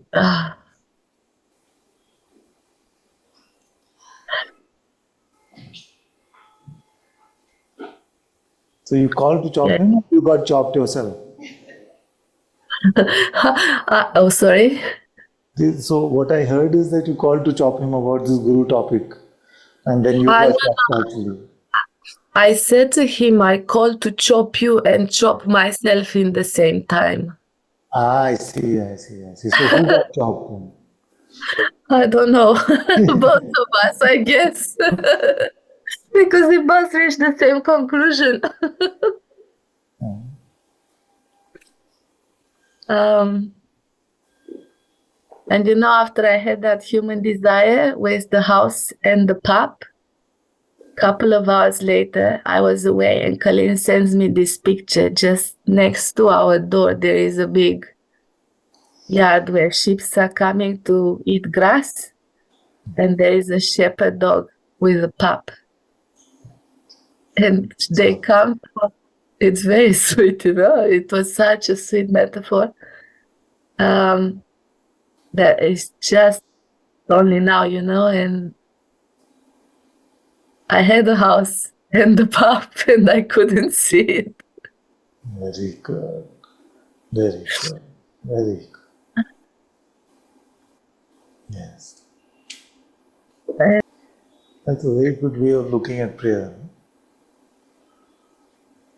That it cannot be that our loving Father has not already given us everything.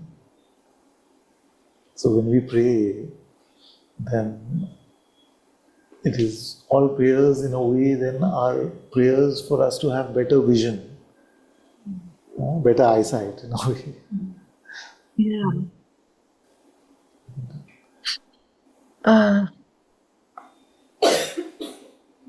Is this desire like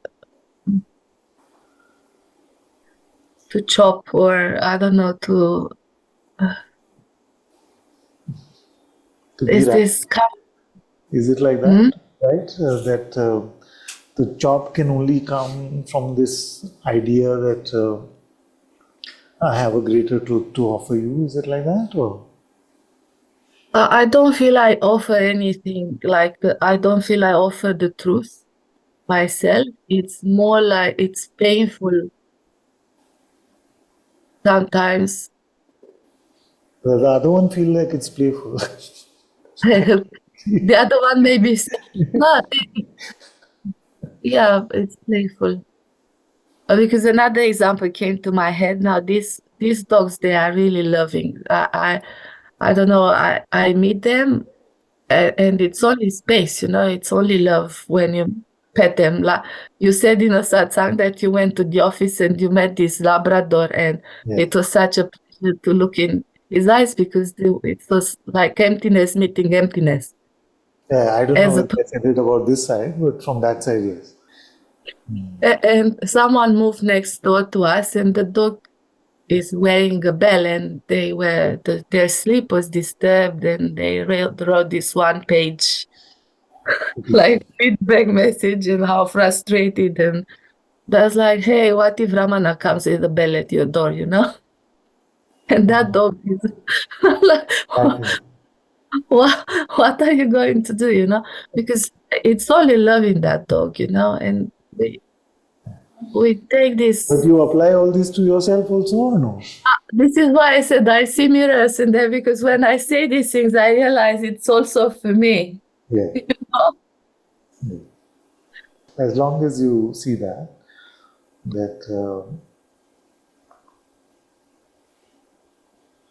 It's me I'm missing the I'm opportunity. seeing that in every piece of advice that I offer, I need to hear it more than them actually. In this one also. I'm very Mother, touched by, there's some things that in India growing up you hear your entire life, and I'm sure in all cultures we have these things. But the immensity, the depth of these words somehow, some of them are being heard only now. Like when Kabirji said that when he went looking for those who are sinners, who are bad, he looked and he found that there's nobody who could say he's a sinner. But when he looked at himself, he realized that he is the worst of the lot. So I'm seeing that it is so true about this one here that as I point out things, when I investigate this one's life, I see that these conditions, these tendencies are here as well. So I'm seeing that more and more as I get older.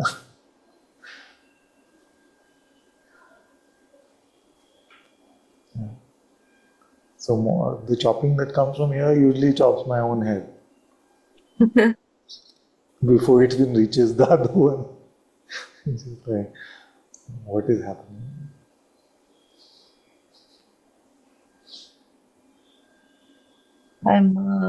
I welcome your chop, Father, and your fire. And Yes. But I'm scared to create that because I'm going to be burning in it myself.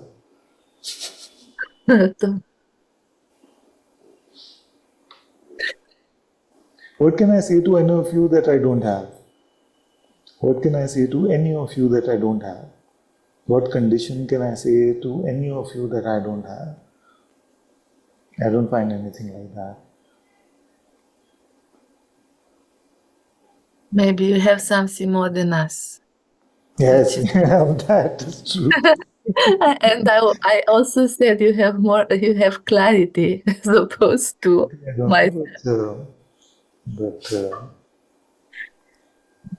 there's no topic I can talk about where I can say that I have transcended it, so I'm giving it as a chop to you.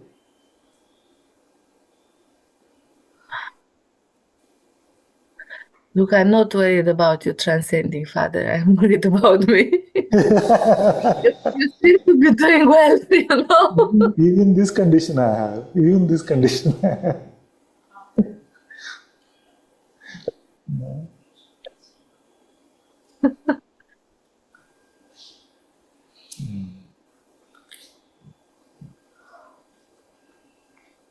I'm going to expose also that there have been some resistances, maybe last week and even today for the first part of the Satsang. And I invite your light fully, and I offer up any sense of I.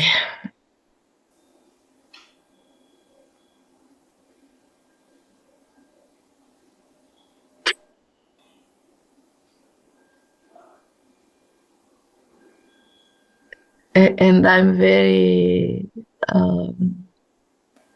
it is Guru Purnima next Sunday. Is it? Yeah. And I set this intention, this week to work harder on my sadhana. So please keep an eye on me. And Very good.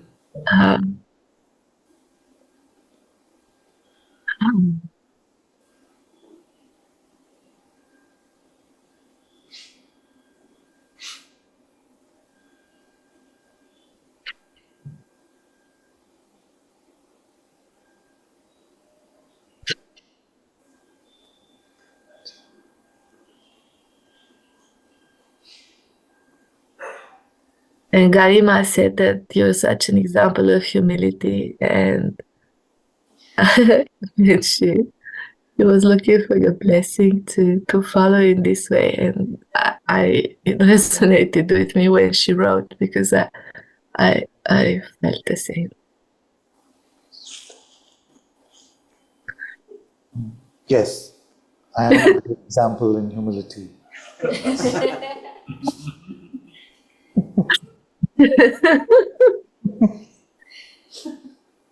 Ah. Thank you. And big love and big hug to all Sangha. Thank you.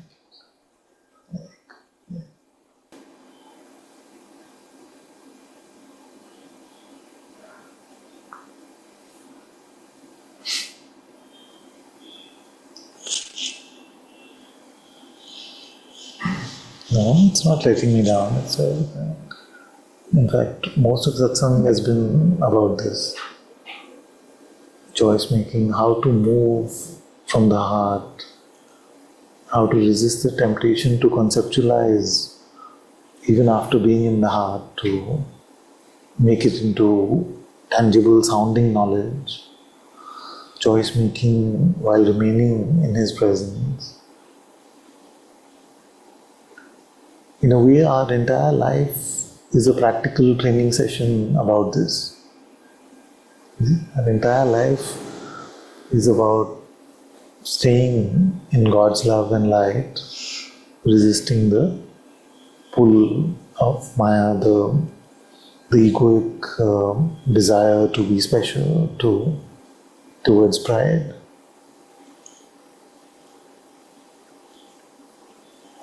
Yes, we all have to keep at it.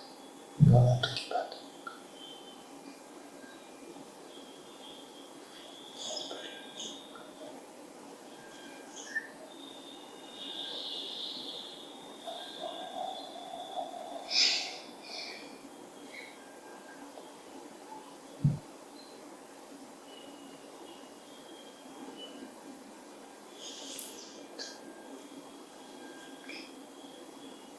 Let's go to Samya.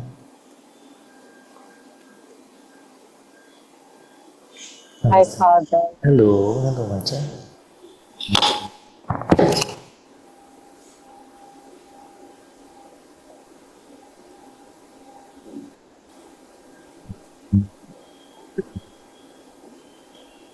I just want to meet with you in the most truthful way. Can you hear me well? You want to meet in the most fruitful, is it? Truthful way, yeah. Truthful. Yes.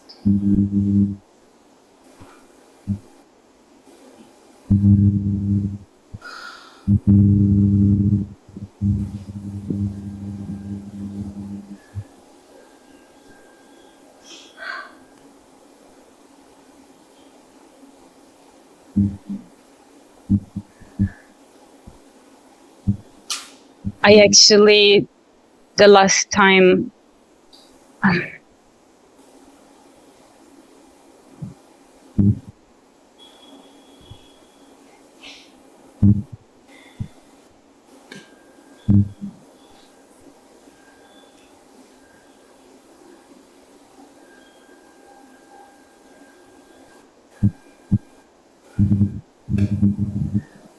Many times we are truthful like this because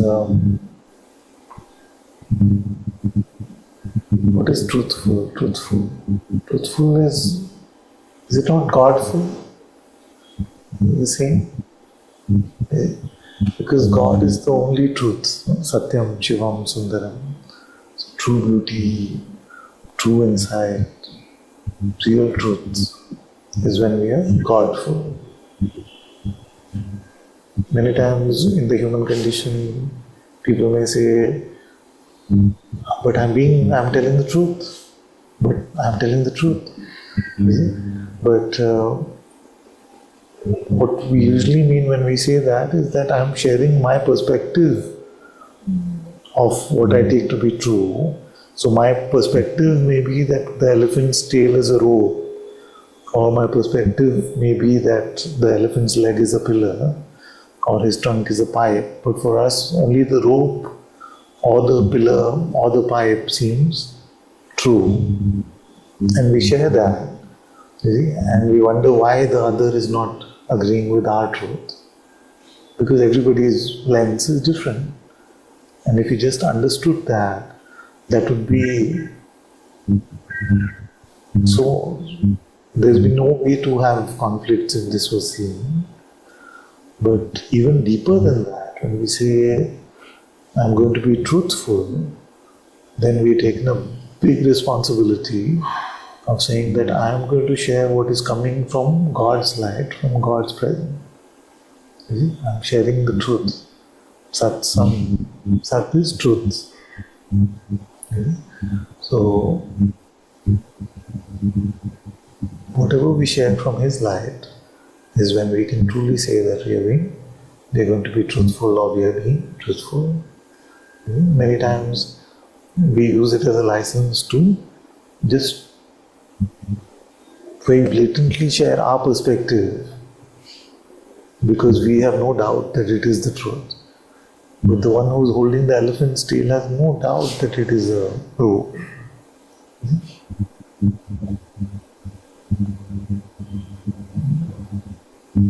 So what is God saying to us in our heart? Let's express that so our life becomes truthful in this way. Our life becomes satsang in this way. Huh? Is that how you're seeing it?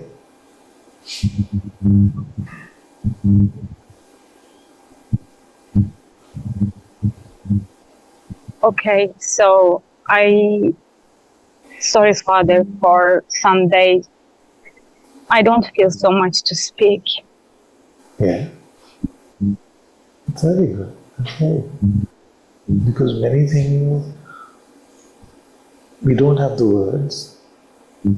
There's so much I want to share with all of you, but God has not yet given me the words.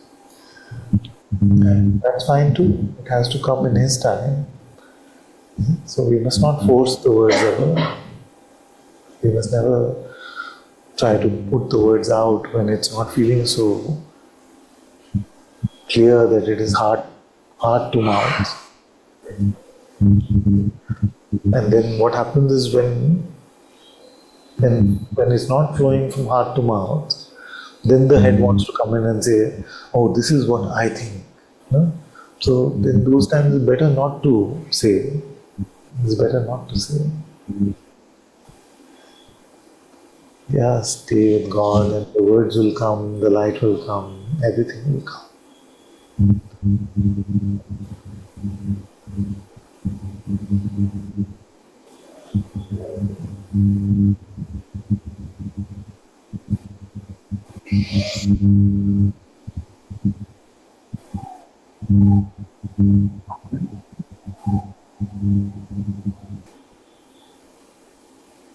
Praying for you.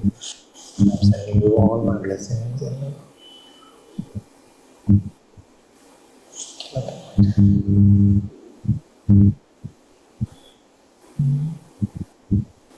Thank you. Yes. Bless you. There is no spiritual life without this struggle. It is through this struggle that we learn to stay with God.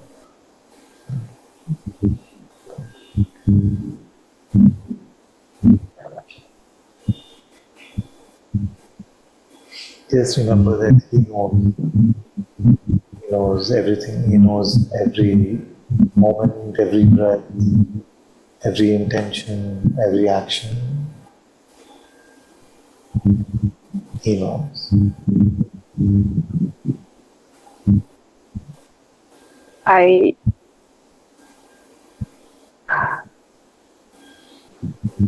That's the best conversation I had. No, I don't even, I'm half joking about it. I'm happy to hear this, Father. Thank you. Bless you, bless you, bless you. You don't have to speak in words always. It's good.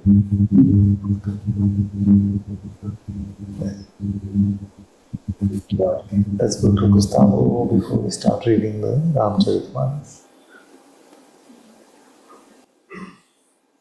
Hello. Hello, Father. Hello. Good. Good to see you. So good to speak to you, Father.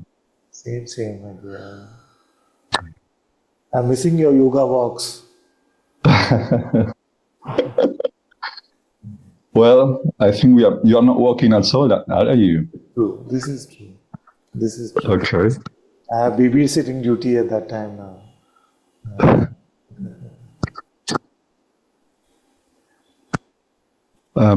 You just said about struggling as a way to be to recognize God.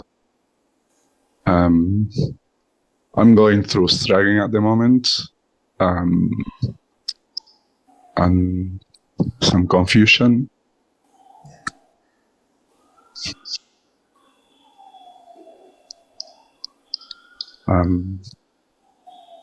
Actually, it's not, I don't know what it is about. It's just noise. And also that in this struggling that is happening, I'm involving other people. I'm making other people suffer. So the struggle is more felt. Yeah. So probably in exposing this, some light will come. I'll be able to see more clearly.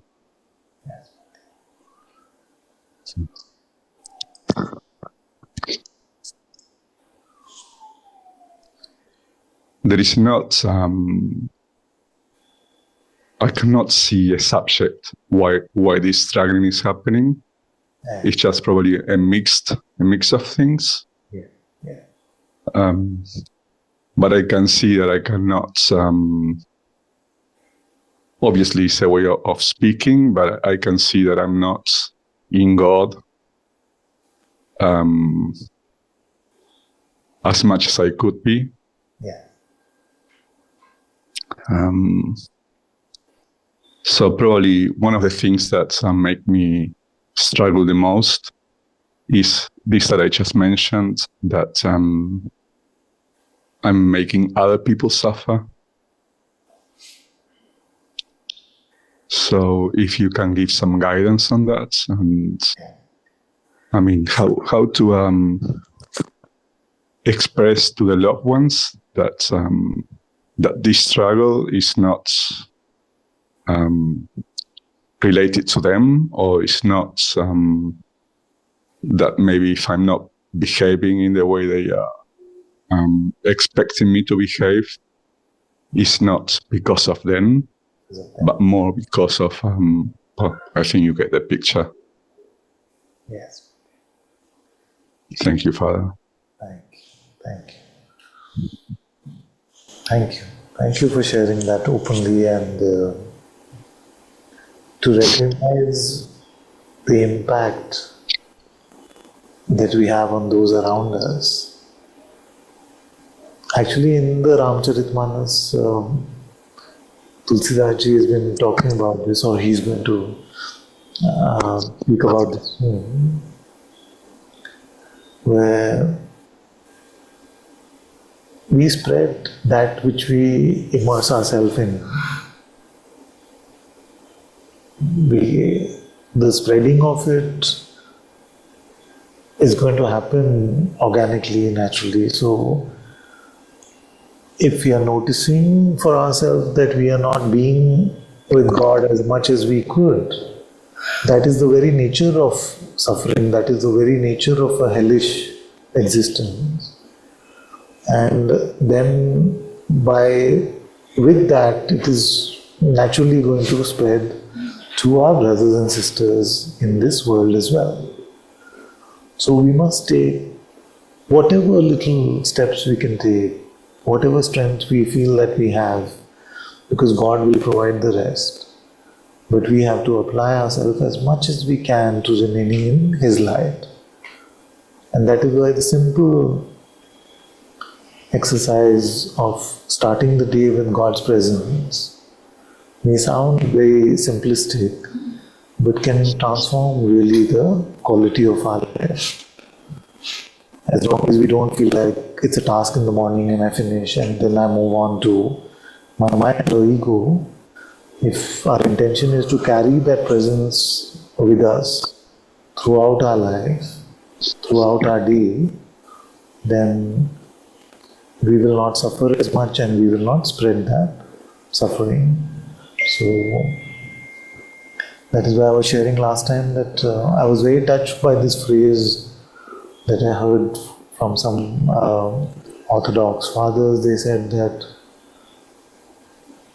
we can become precious vessels of the Holy Spirit. And I just heard that vessels of the Holy Spirit, and I said that I cannot find a better phrase that encompasses the purpose of our life than to become a vessel of the Atma, the vessel of the Spirit. So, this struggle, may God bless you to deepen more and more in His light, and may the struggle become lighter and lighter. But you have to put yourself fully on the line. You have to put yourself fully at risk, fully live in faith, and your intention should be never to leave His feet in your heart, His presence, His light in your heart. Your intention should be to only live there. And I know you have that intention, but just be determined not to leave Him as much as you can. And when you find that you went with Maya, then just as soon as you notice, just return back. That is, I know it will sound like the usual answer I give, but that is the only way not to spread suffering in the world. Now, many times it will also happen that as we are trying to be with like this and we are struggling in this way, then the loved ones around us may feel that we are closing ourselves off from them, and that may seem to cause struggle to them, you see. But we have to communicate as much as we possibly can that the quietening or the seeming defenses that seem to be there are not really defenses against them, but they are because of the inner struggle that we are going through between transcending this mind, transcending this Maya, and that is making you introverted in that way. It is not a sign of your love or lack of love. So God will give you the words, the strength to express all of this, and then the outcome of that has to be left to Him.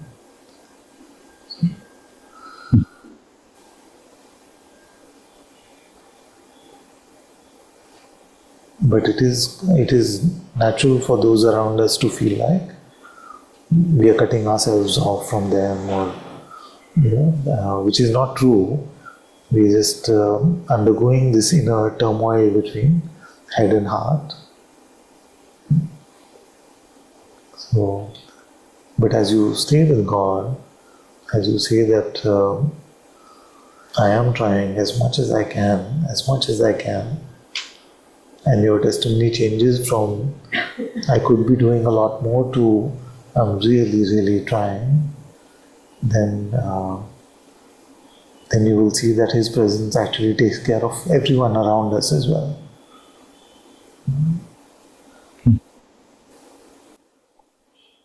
Father, thank you so much. I can see this tendency also I think it's been here, whatever. But now this it just cannot hide anymore.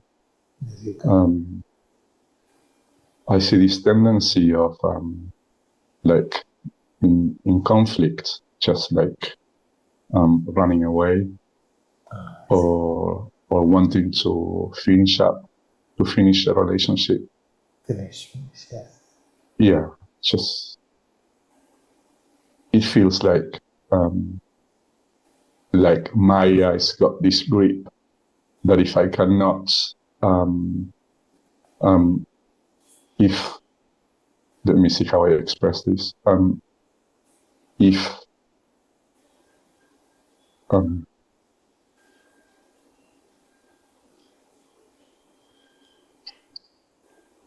it feels like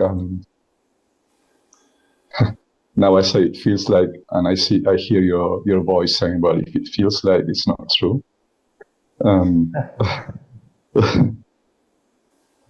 But what I want to say is that if I cannot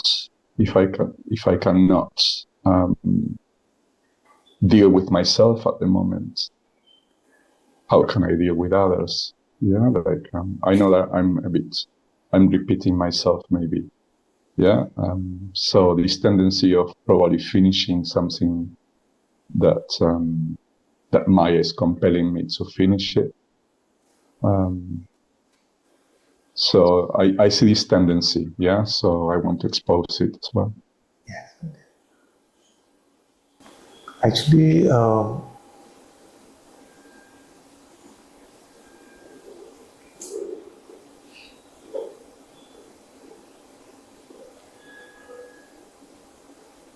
if it is coming from a tendency, and this tendency is there with all of us, that we want to avoid pain, we want to avoid this kind of suffering, psychological, emotional suffering, and it is there in the human condition that we want to run. But if you can spot it and just remain with your heart, then it will guide you. But if your heart is silent about it, then I would say that till it comes from the heart, we must not run. We must not run because these situations that squeeze our ego, that are so difficult for us to deal with, actually can become great gifts in our life to transcend this ego.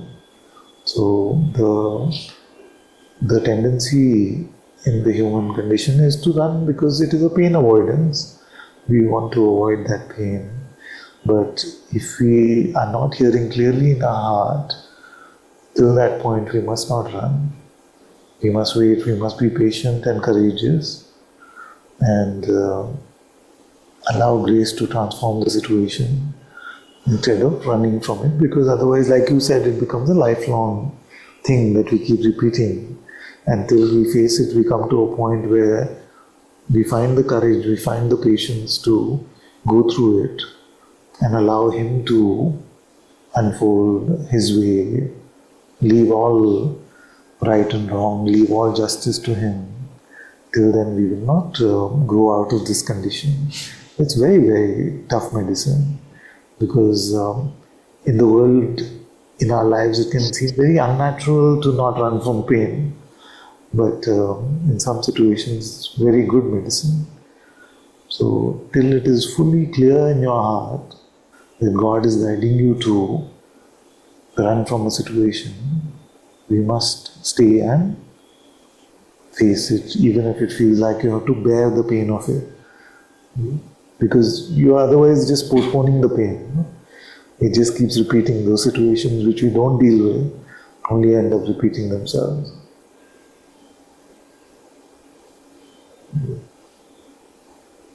Yeah. Thank you, Father. So God has a chapter for us to learn. We cannot say, no, let me skip that chapter, go to the next one, and maybe He'll forget about it. He does not forget about His curriculum. You see, it keeps coming back to us. It keeps coming back to us. So We have to be humble and accept that He's trying to show us something, teach us something, as painful as it may be at times, and just learn what we have to learn.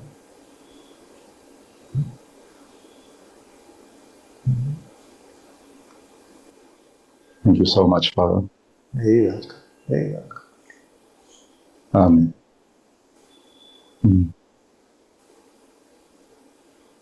Before you said, why don't we call you brother instead of father?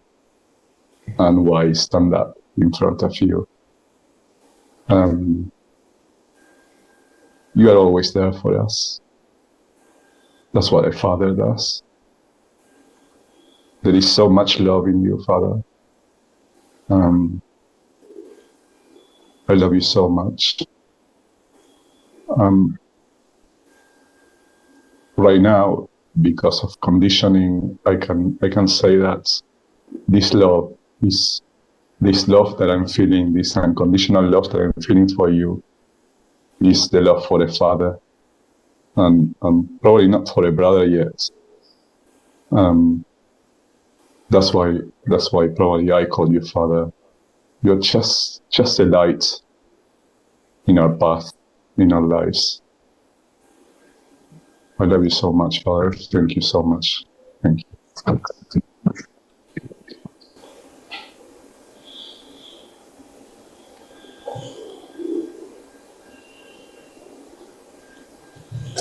Thank you, my dearest one. Thank you.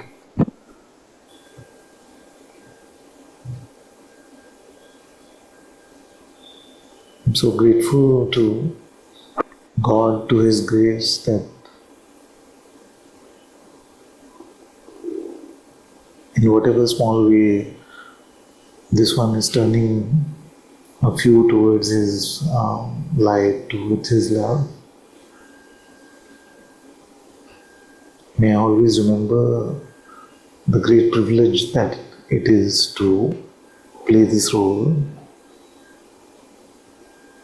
and may I never take it for granted or become complacent about it. May I never forget the responsibility that the word Father carries, and may His light and love give me the strength to walk on this path with all of you, holding your hand. Bless you. Bless you.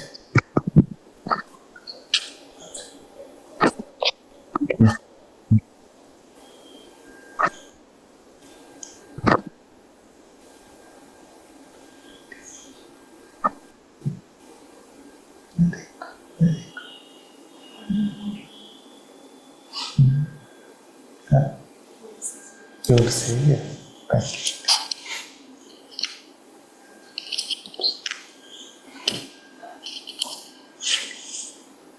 you. I just want to come up, Father. Yeah. I don't know what I'm struggling with, but I am.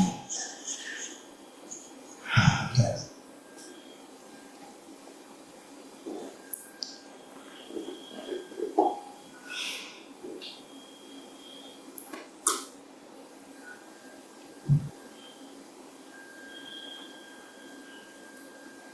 I really can't say what it is. Yeah. Let's explore together a little bit and see where that leads us.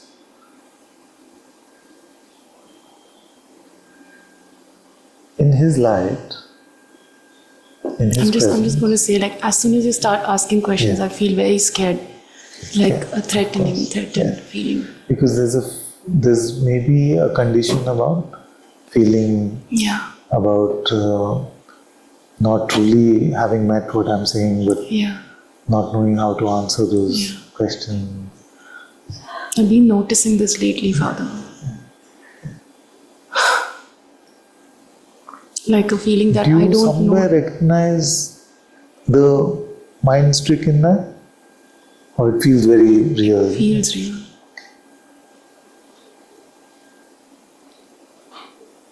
So if the mind was to tell you that You have never, let's take a far out example, you have never turned towards God.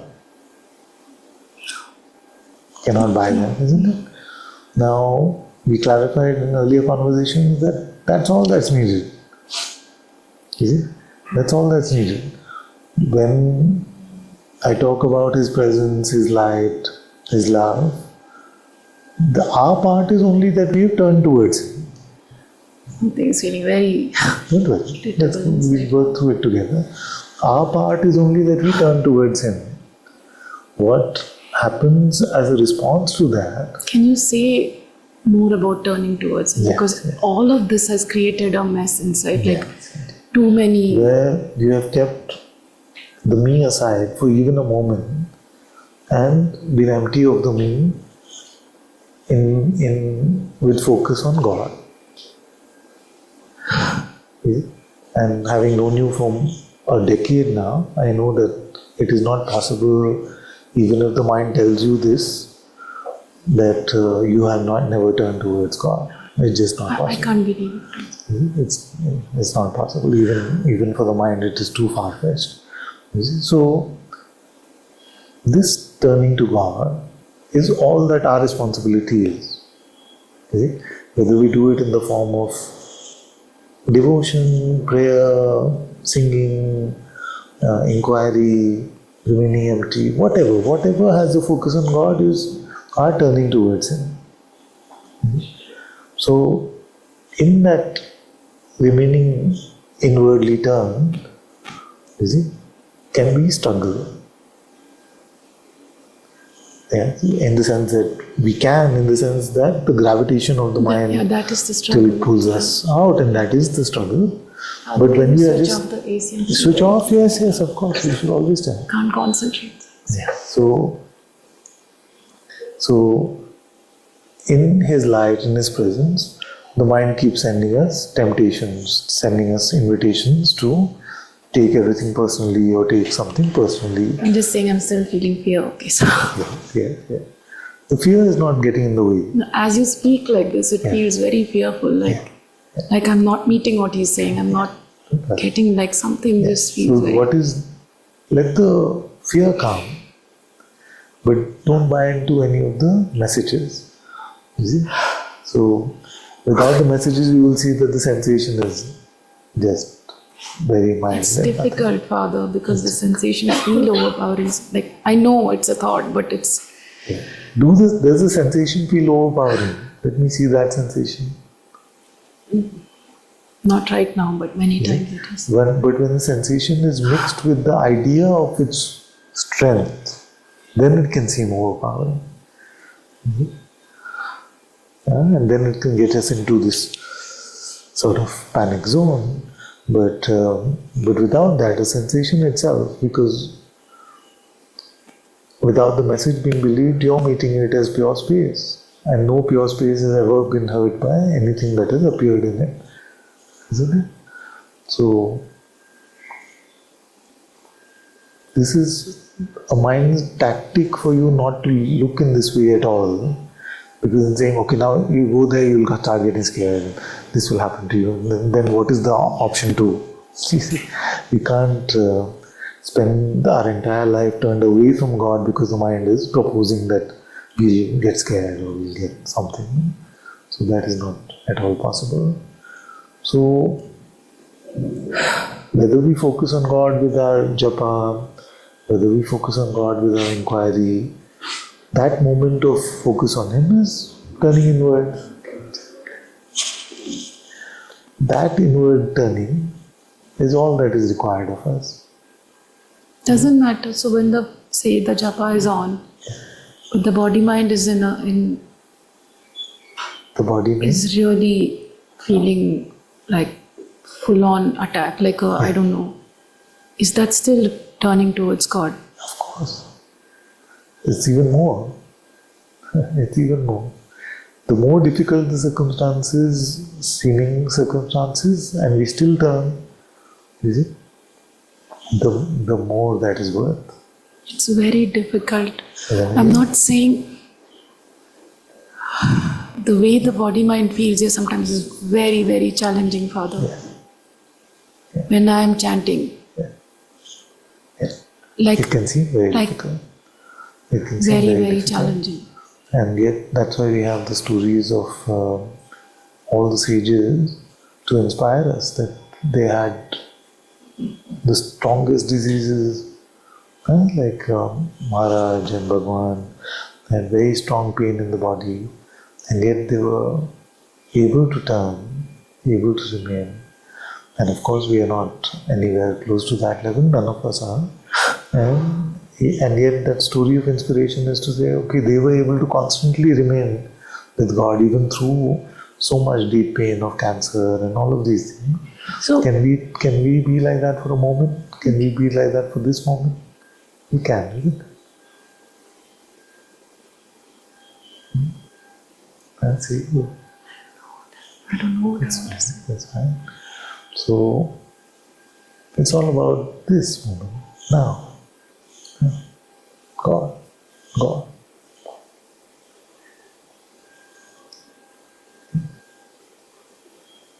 And the more resistance there is to it, He knows that you still found a way to turn.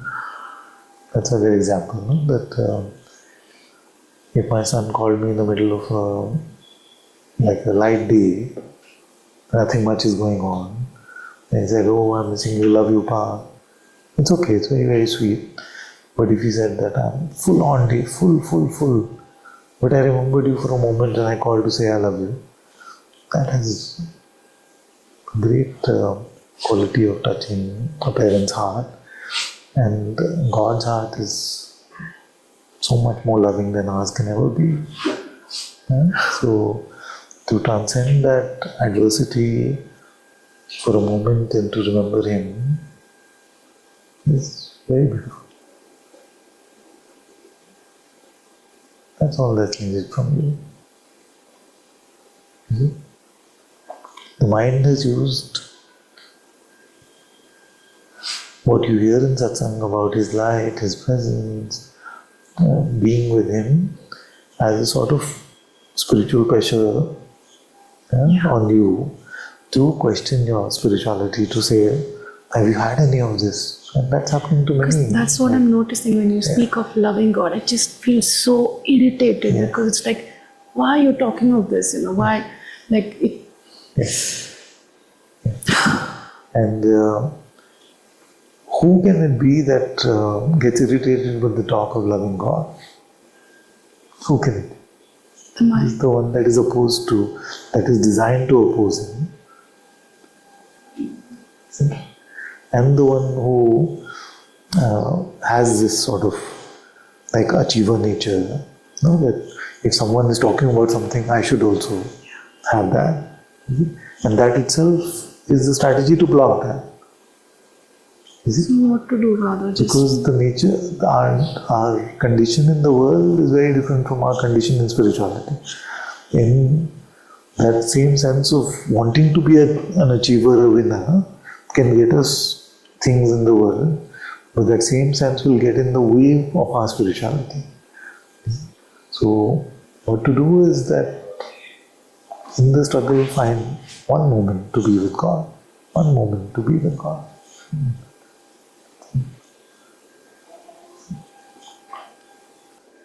Just that. Because everything is about that one moment. It's a battle. The battle for your heart is fought in the space of time. So can I say, Can I just expand on what I meant by that? The battle is really for your heart, whether it belongs to God or it belongs to ego, pride, selfishness. But it's played in time in the sense of every moment spent, where you spend it, changes the battle, changes the battlefield.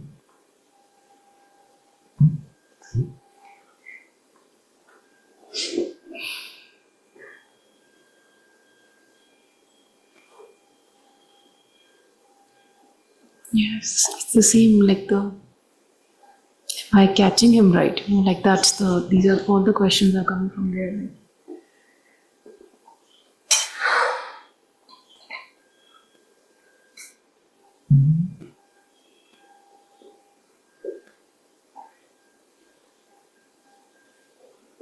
It's a struggle, Father. It is a struggle. That I'm not doubting at all. It is a struggle.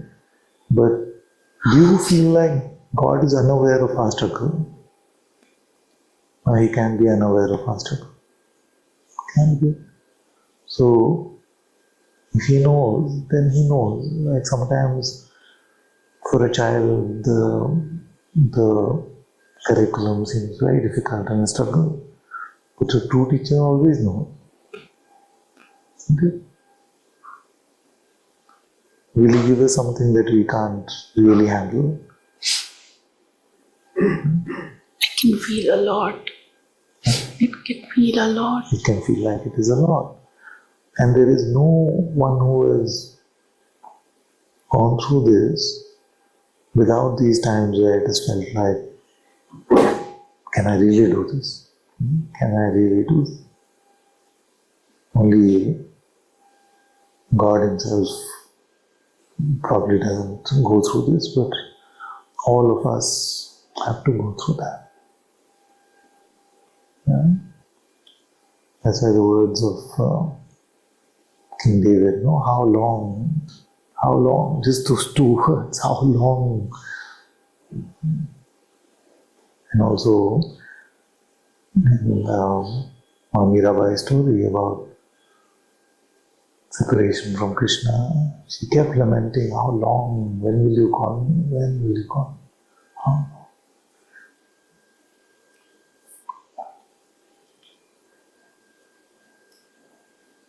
It's like He gives these tastes, short whiles, and there is just surgery over surgery. I feel. Say the last one, taste first. It's just surgery over surgery. I feel like Surgery? you get surgery like a Surgery. Surgery is painful, but needed.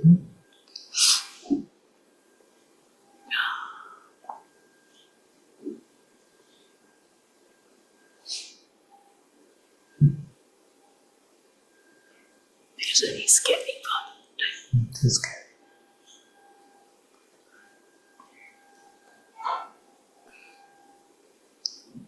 When I first heard Maharaj saying that we have to go through our death to be free, I probably took it very conceptually. I probably just took it like the death of the I thought or the. But many times it just feels like a literal death. And It's very scary to meet. And yet, as your teacher, as your father, I have to also be strong. Then, otherwise, as a father, you just say, "Okay, you take a break for a while. You just leave all this, become worldly for a while." I can't do that because I know the curriculum is God's. I know it is God's grace. Even this. I do sometimes believe the thought that I can't do this anymore, but I know I know that's not an option. Because we've learned to ask the question, okay, what is plan B? No plan B. Death.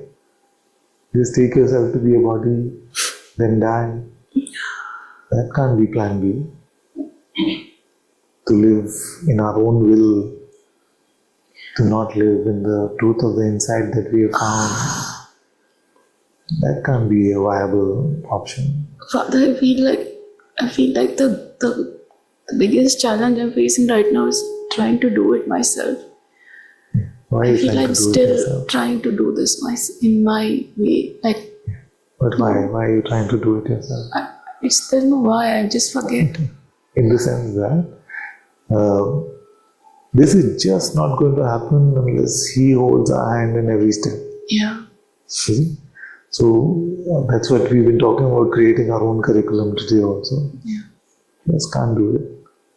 We have to become so helpless in front of Him in our heart that everything, what we have to learn, what we have to contemplate, what we have to deepen in, how to love, all of these questions are purely intuitive in their understanding. That's why it's a very good question actually. This whole question of how to love, how can I love God? Actually, it's a very beautiful question And but the mind hates it because it doesn't have like an answer. It has no tools to provide an answer. It has no articulation which makes sense. It absolutely hates it. It has no devices to propose to you. So, but that is a beautiful question. Then you can only find the answer in the heart.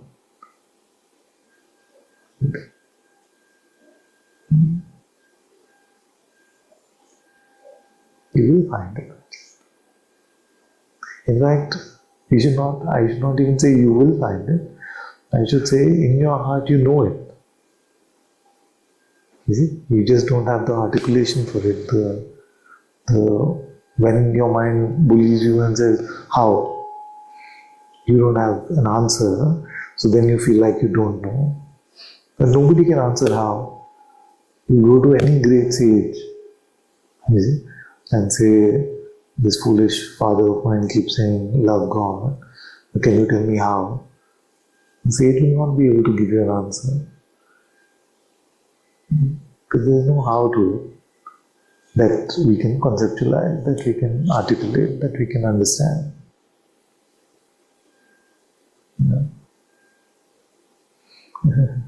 Who can spend a moment with God without loving Him?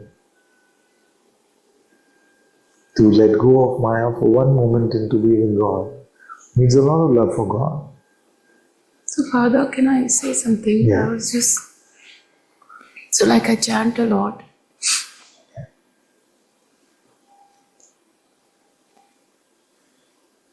I don't know if that is loving God though. I don't know why I'm chanting also. Really, I'm saying, I'm just saying as raw as I'm seeing it. So I'm telling you it's loving God. Huh? I'm telling you it's loving God. Nobody gives up on this rang-birangi Maya and says, I'm going to stay with God's name without loving God. Because it's so compelling, this play of light and sound. There's so many, according to the mind, there are so many other fruitful things you could be doing. You could be making something of your life. You're sitting and chanting God's name, not even getting anywhere according to the mind. That has to come from love. Good.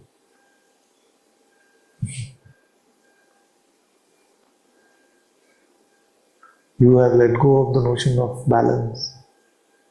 Balance? Yes. Balance. It's the most compelling notion in the world. Balance mein karo. Put this also, do this also, do this also. You have let go of that notion and you are chanting God's name. Not perfectly, none of us is doing it perfectly.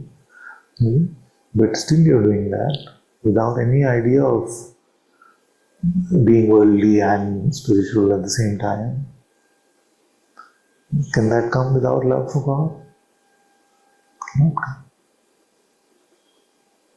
To transcend even this idea that God is no longer just spirituality is no longer my hobby, but it is my life, cannot come without love for God.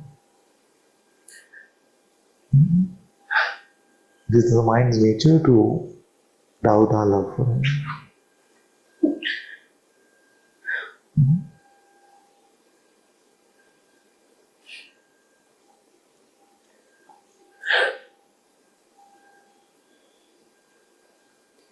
But what is getting squeezed is also important to get squeezed. Because our need to win, our need to accomplish, our need to, whatever our ego drives us to, also has to get squeezed in the process.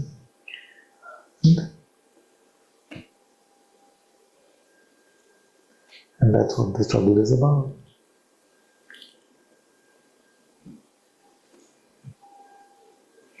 What is the mind's perfect idea of spirituality for you? Being in His presence very easily. Just being in His presence very easily. Just wake up in the morning, ta-da. Anyone you interact with through the day, हाँ बच्ची, आ जाओ.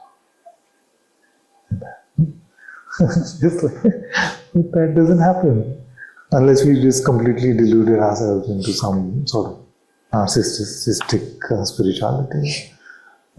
It doesn't happen. Yeah. So, because even Vishnu's own chariot, his own, what is it called? Vehicle, Garuda, didn't recognize him as Ram.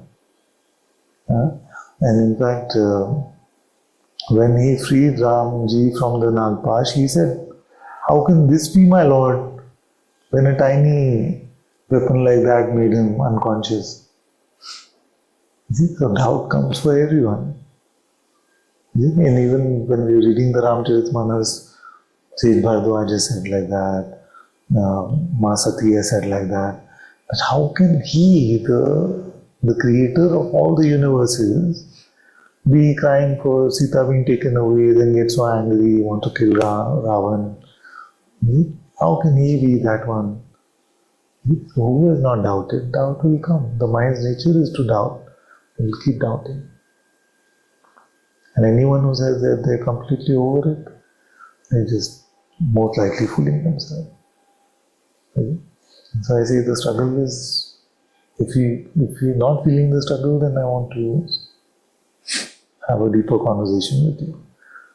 But if you're struggling, you're facing the pull of Maya, and yet you want to be anchored in God's love. Okay? There are many who just submit to Maya and say, it's too far-fetched. Humse nahi hoga. Like that. So then what is the struggle? You just go with Maya, then the struggle is gone. The struggle is gone, but the suffering will amplify.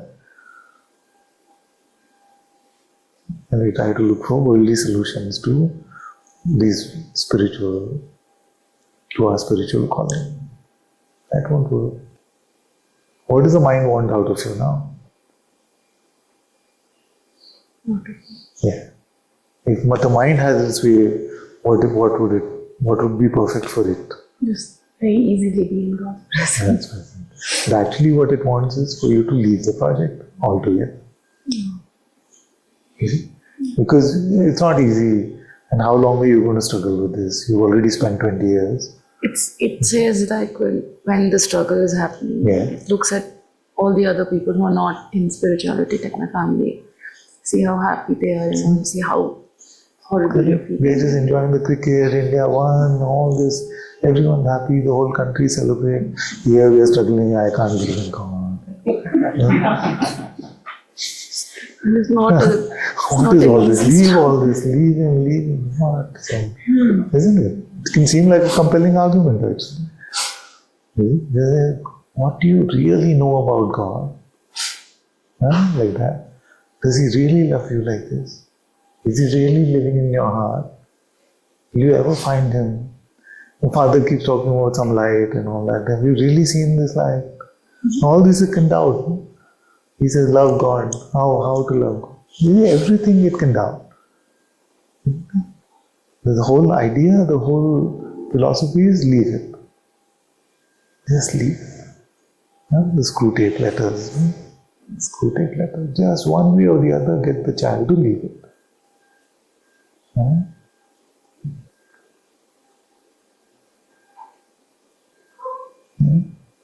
So our heart is in the middle of this battleground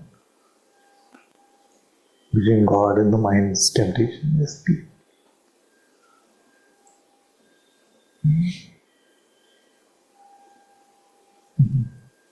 But I have a feeling I know which way your heart's going to go. So I'm not that worried. The struggle is very scary. It is scary. Who has it not been scary for? I tell Samik sometimes, like, so I then remember, like, because when the struggle is happening, it feels like, and then by God's grace, I get the images of these saints, and doing tapas and all tufan, like, and my mind is like, no, you are just making that up. No, this is not that. This is real. That they were real. You are failing. Like some kind of. Even I used to feel like there are sages doing such difficult penance. You see? And what have I ever done to be graced by His love and His light? Nothing at all. So that's why we just have to be grateful to His mercy and compassion and love. And those who are maybe doing and struggling with so much penance and all may feel like it's very unjust. Why this fool like Ananta got his light? But we cannot question His grace. So we just have to be grateful. Can I sit in that ice storm and or snowstorm and do penance like that? Probably not. Probably not. Most likely not. And yet, He has blessed this instrument to share His light. Who is to question His will? So, and I say that I see most of you, you are much more sincere than me, God-loving and wanting to be with Him than I was. So how will He not answer your prayers? He will. Just don't lose hope.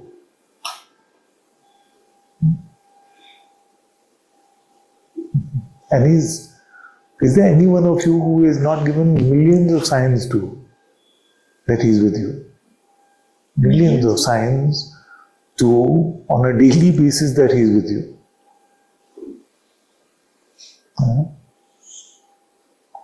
He's just, He wanted a teacher, He made him available or her available. He wanted guidance, the right book comes, the right video comes on YouTube. Every day we get so many signs that He's taking care of it.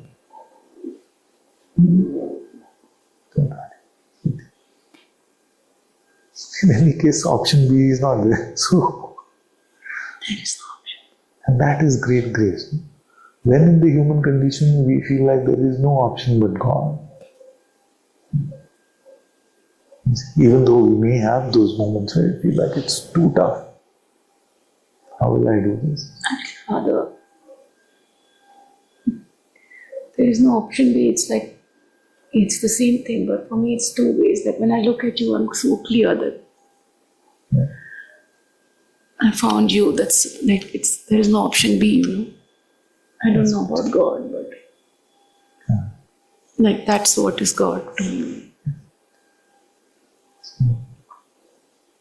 Don't look away.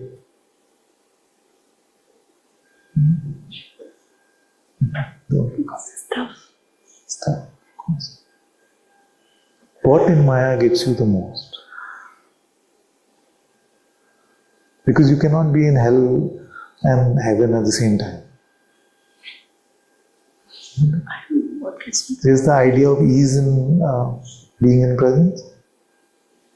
So can I say something about that? Yeah. No, actually. So I feel like there is some. So when I started satsang with you. You know why I'm laughing? Because I said no, actually. What? Rhetorical question. Can I say something, Father? I said no, actually. No. Okay. Let's be serious.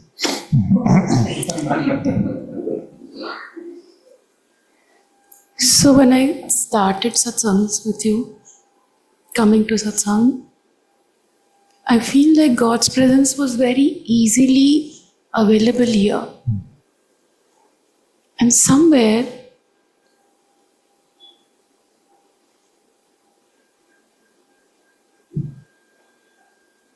I feel like that's where I picked up something, and now I feel like I'm feeling like I'm just saying it might not be the case, but He was very palpably felt most of the time for a very long period of time, maybe a year or two. Love and bliss and none of that but His presence, and it was apparent that I am Him.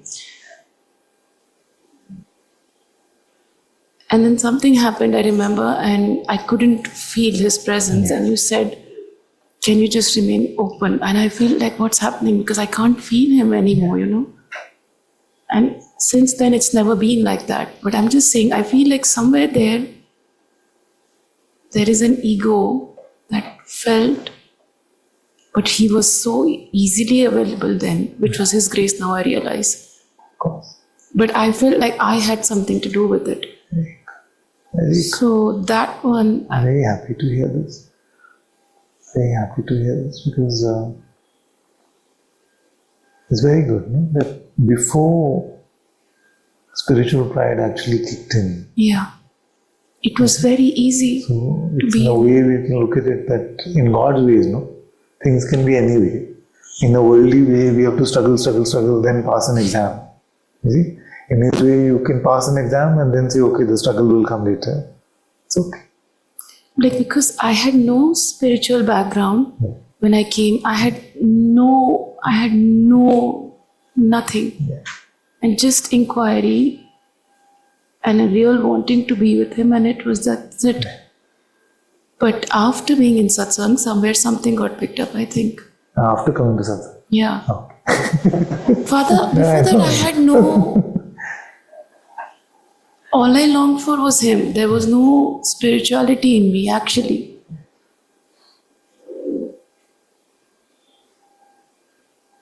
I'm just saying. Yeah. I'm not saying that... I know that this is also something I have to go through, you know. Yeah. I know in his work, everything is okay. Like, this is there for a reason, so it's okay. But... Isn't it good that if something was, some pride was being picked up, isn't it good that the struggle came? If Ravan was open to just watching how much inner struggle he was picking up while being mentally just feeling like he knew everything, then he wouldn't have suffered so much and caused so much strife in the world. Even that, of course, was part of grace, but so much grace that we cannot take him for granted.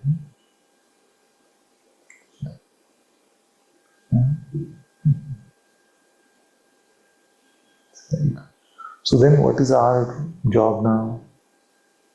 Like I've been saying, that our job is to just keep looking at him in the sanctum sanctorum.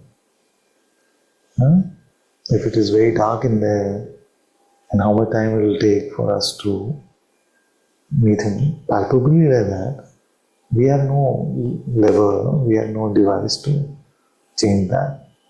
That's purely grace. But do we have to choose to keep turning inwards? Yes. As long as we have agency about anything, or we think we have agency about anything, we must make that choice.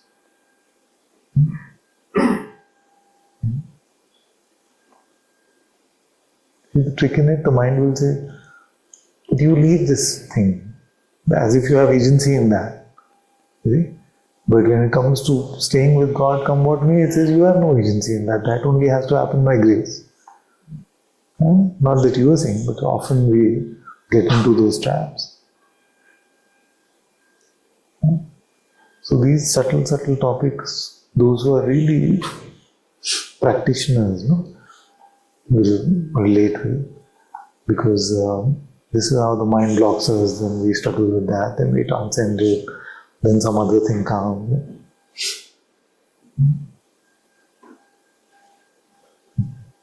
So I feel like this one is this. But if you were clear that you just have one job and the outcome is none of your business, then would that not make things clear? Makes things clear. It's just that, like you said, the spiritual mind, that is the attack. Yeah. So just write this somewhere, put a poster of it, that my one job is to be turned towards him. Rest of it, none of my business. In whatever way I turn to him. Whatever way. Whether you had darshan or not, whether you're fooling yourself or not, whether you can love him or not, whether his light is truly that light or not, all of these doubts, none of my business. My job is to turn towards him. That's all.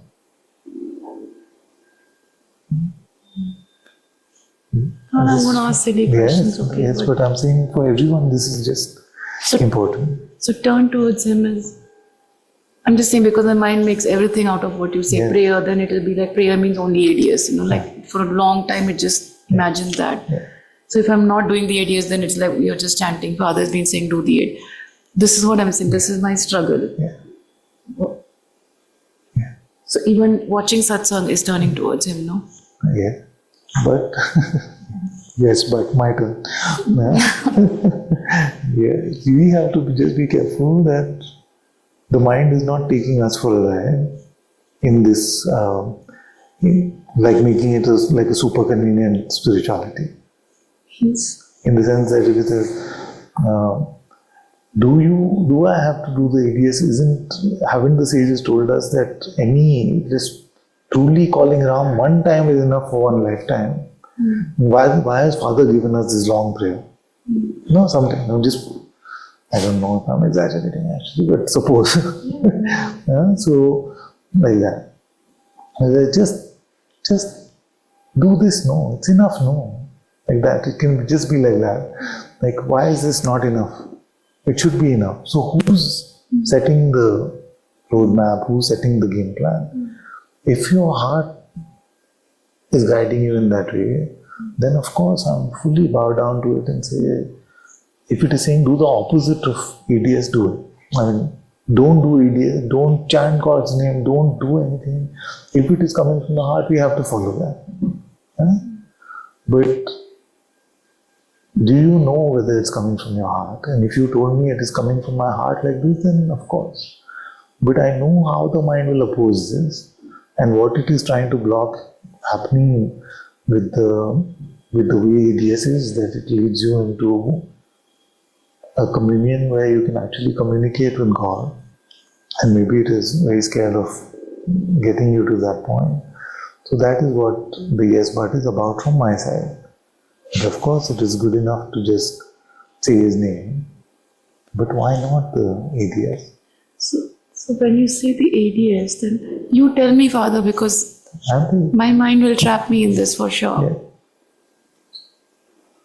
So then, instead of just chanting Krishna, Krishna, I just do the whole ADS all the time? Is that what? We've spoken about that whatever is the maximum you can do. It gets very stressful, Father, because my mind really attacks. What is wrong with thing. stressful? Okay. Is the job to avoid stress? But then when you say the ADS get you here, it doesn't get me anywhere. It's only a struggle always, mostly. And sometimes... Is your heart saying that? Like I said, if your heart is saying it's not for you... No, my heart is not saying. Then? My heart is not saying anything actually. Yes. And you feel like your mind is going to give you the best part to your spirituality. It is designed to just do the opposite of that. So I'm bowed down to anything that is coming from the Atma because I'm just a tiny disciple of that Atma. But just make sure that you're following the Atma. Because to give up on... I don't mean to at all sound proud, but it'll come across like that. But to give up on the practice which your teachers offered you, you better be very clear in your heart.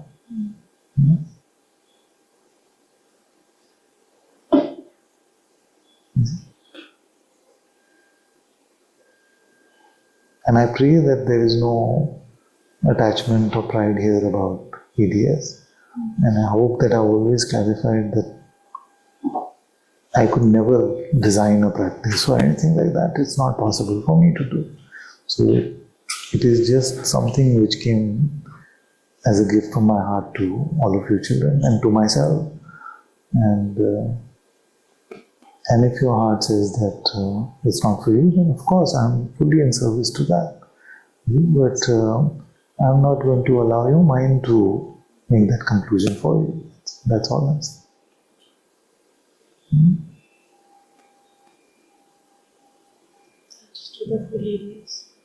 I'm just asking, Father. Yes. As much, I even made a spreadsheet for you. जितना हो सकता है उतना था. That's the essence of that spreadsheet.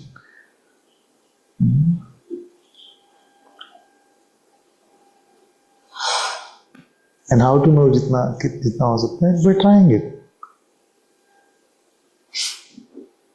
Isn't it? So if you're like super busy, both your boys are running around, you're running after them, trying to feed them food, all that, then it may not be possible for you to say the whole thing. Then you just do Krishna Krishna.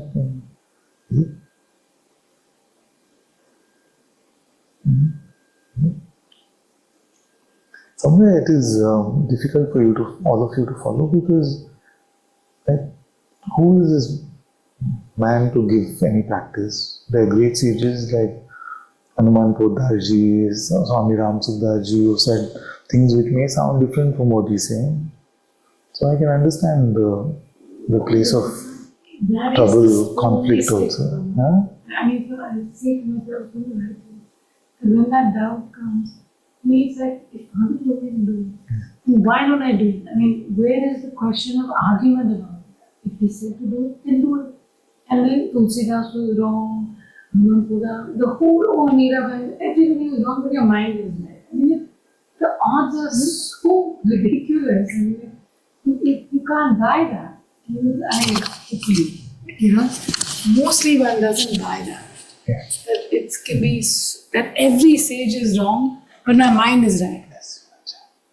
It's so difficult to completely, as yet, I don't know what the next moment, but as for now, it feels impossible. No, but what I am saying is that I get the struggle also because the way the ADS is, it can be quite different from how some of the other sages have talked about prayer and chanting. So it can be a struggle to have that kind of. Yeah, but if you notice that whatever, supposing I tried, okay, go to the inquiry. But if he said do it Nirantar, can I do that also? I can't do that. If it said do Ram the whole day, can you really even do that? Not even one word you can do the whole day. I mean, the struggle will be there in whichever japa.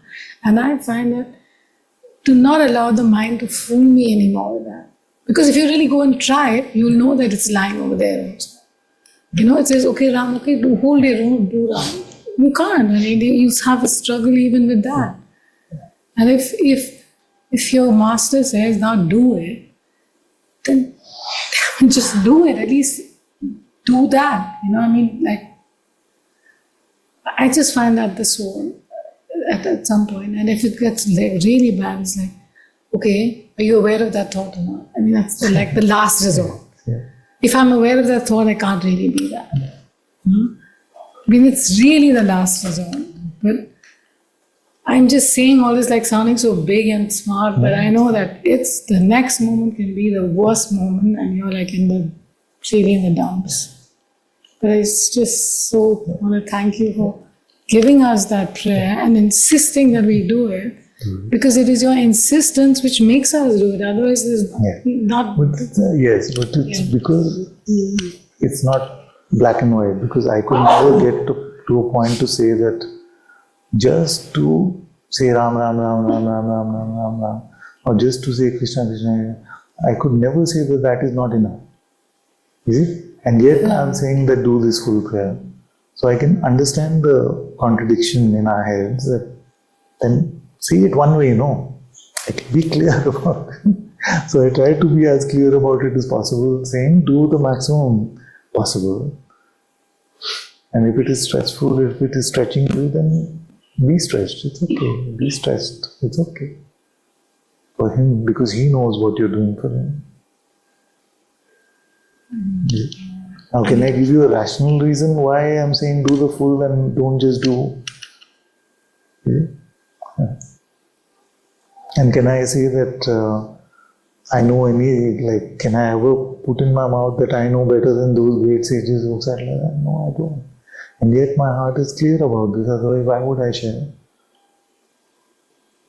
No? Not that it is better, but maybe it is just better for us. I don't know. To be honest, I don't know. Sometimes you see the fruit of doing it. I mean, God gives you that little gift, and then you see the truth of what you said for us to do, and basically just exposes for me. So many times it's a falsity of the mind, fully, or the presence of God. This way. But it's not forever. I mean, I can't say whole day. Even that one dot of love, is so much. And once you said, it doesn't matter if you fail or not. I mean, you don't have to go with that result. That's such a freedom for us. You didn't say we have to pass. You didn't say we have to do all of that. You didn't put that stick. Because that's not in our hands anyway. Yeah, I mean, and it's written in the Gita as well. Only what is maximum in our hands we can do. Thank you so much, and for insisting we do it and not insisting we pass or come first. That's normally both cook sometimes hand in hand, but this is not I have to honestly even make it more difficult for all of you, because if you ask me guarantee that if for the next 2 years I just said Krishna, Krishna, Krishna, Krishna versus the full hideous prayer, can you guarantee that I will find God faster or better or deeper? No such guarantee. No such. Krishna himself said that I cannot. I mean, you don't. The result is not in your hand. I mean, really. So I'm just saying that without guarantees, all I can tell you is that this is the way my heart is guiding me.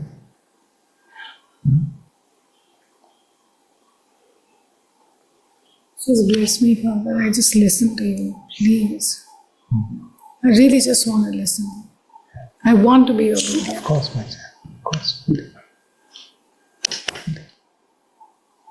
So as much as we can do, if there is space to do the full prayer, let's do the full prayer. If life is very busy, then just chant the arrow prayer at the end. And even if there's no space for that, then every few minutes at least set a reminder or whatever to say his name and return to him. So that's what's seeming so clear in my heart to guide everyone. It's difficult, I know. I wish it was clear or just simpler. That I'm a slave to what my heart tells me to say.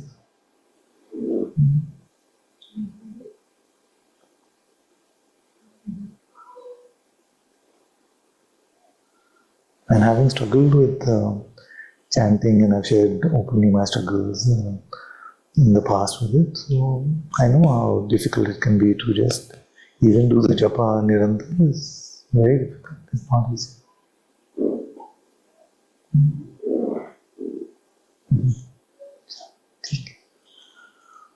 All right.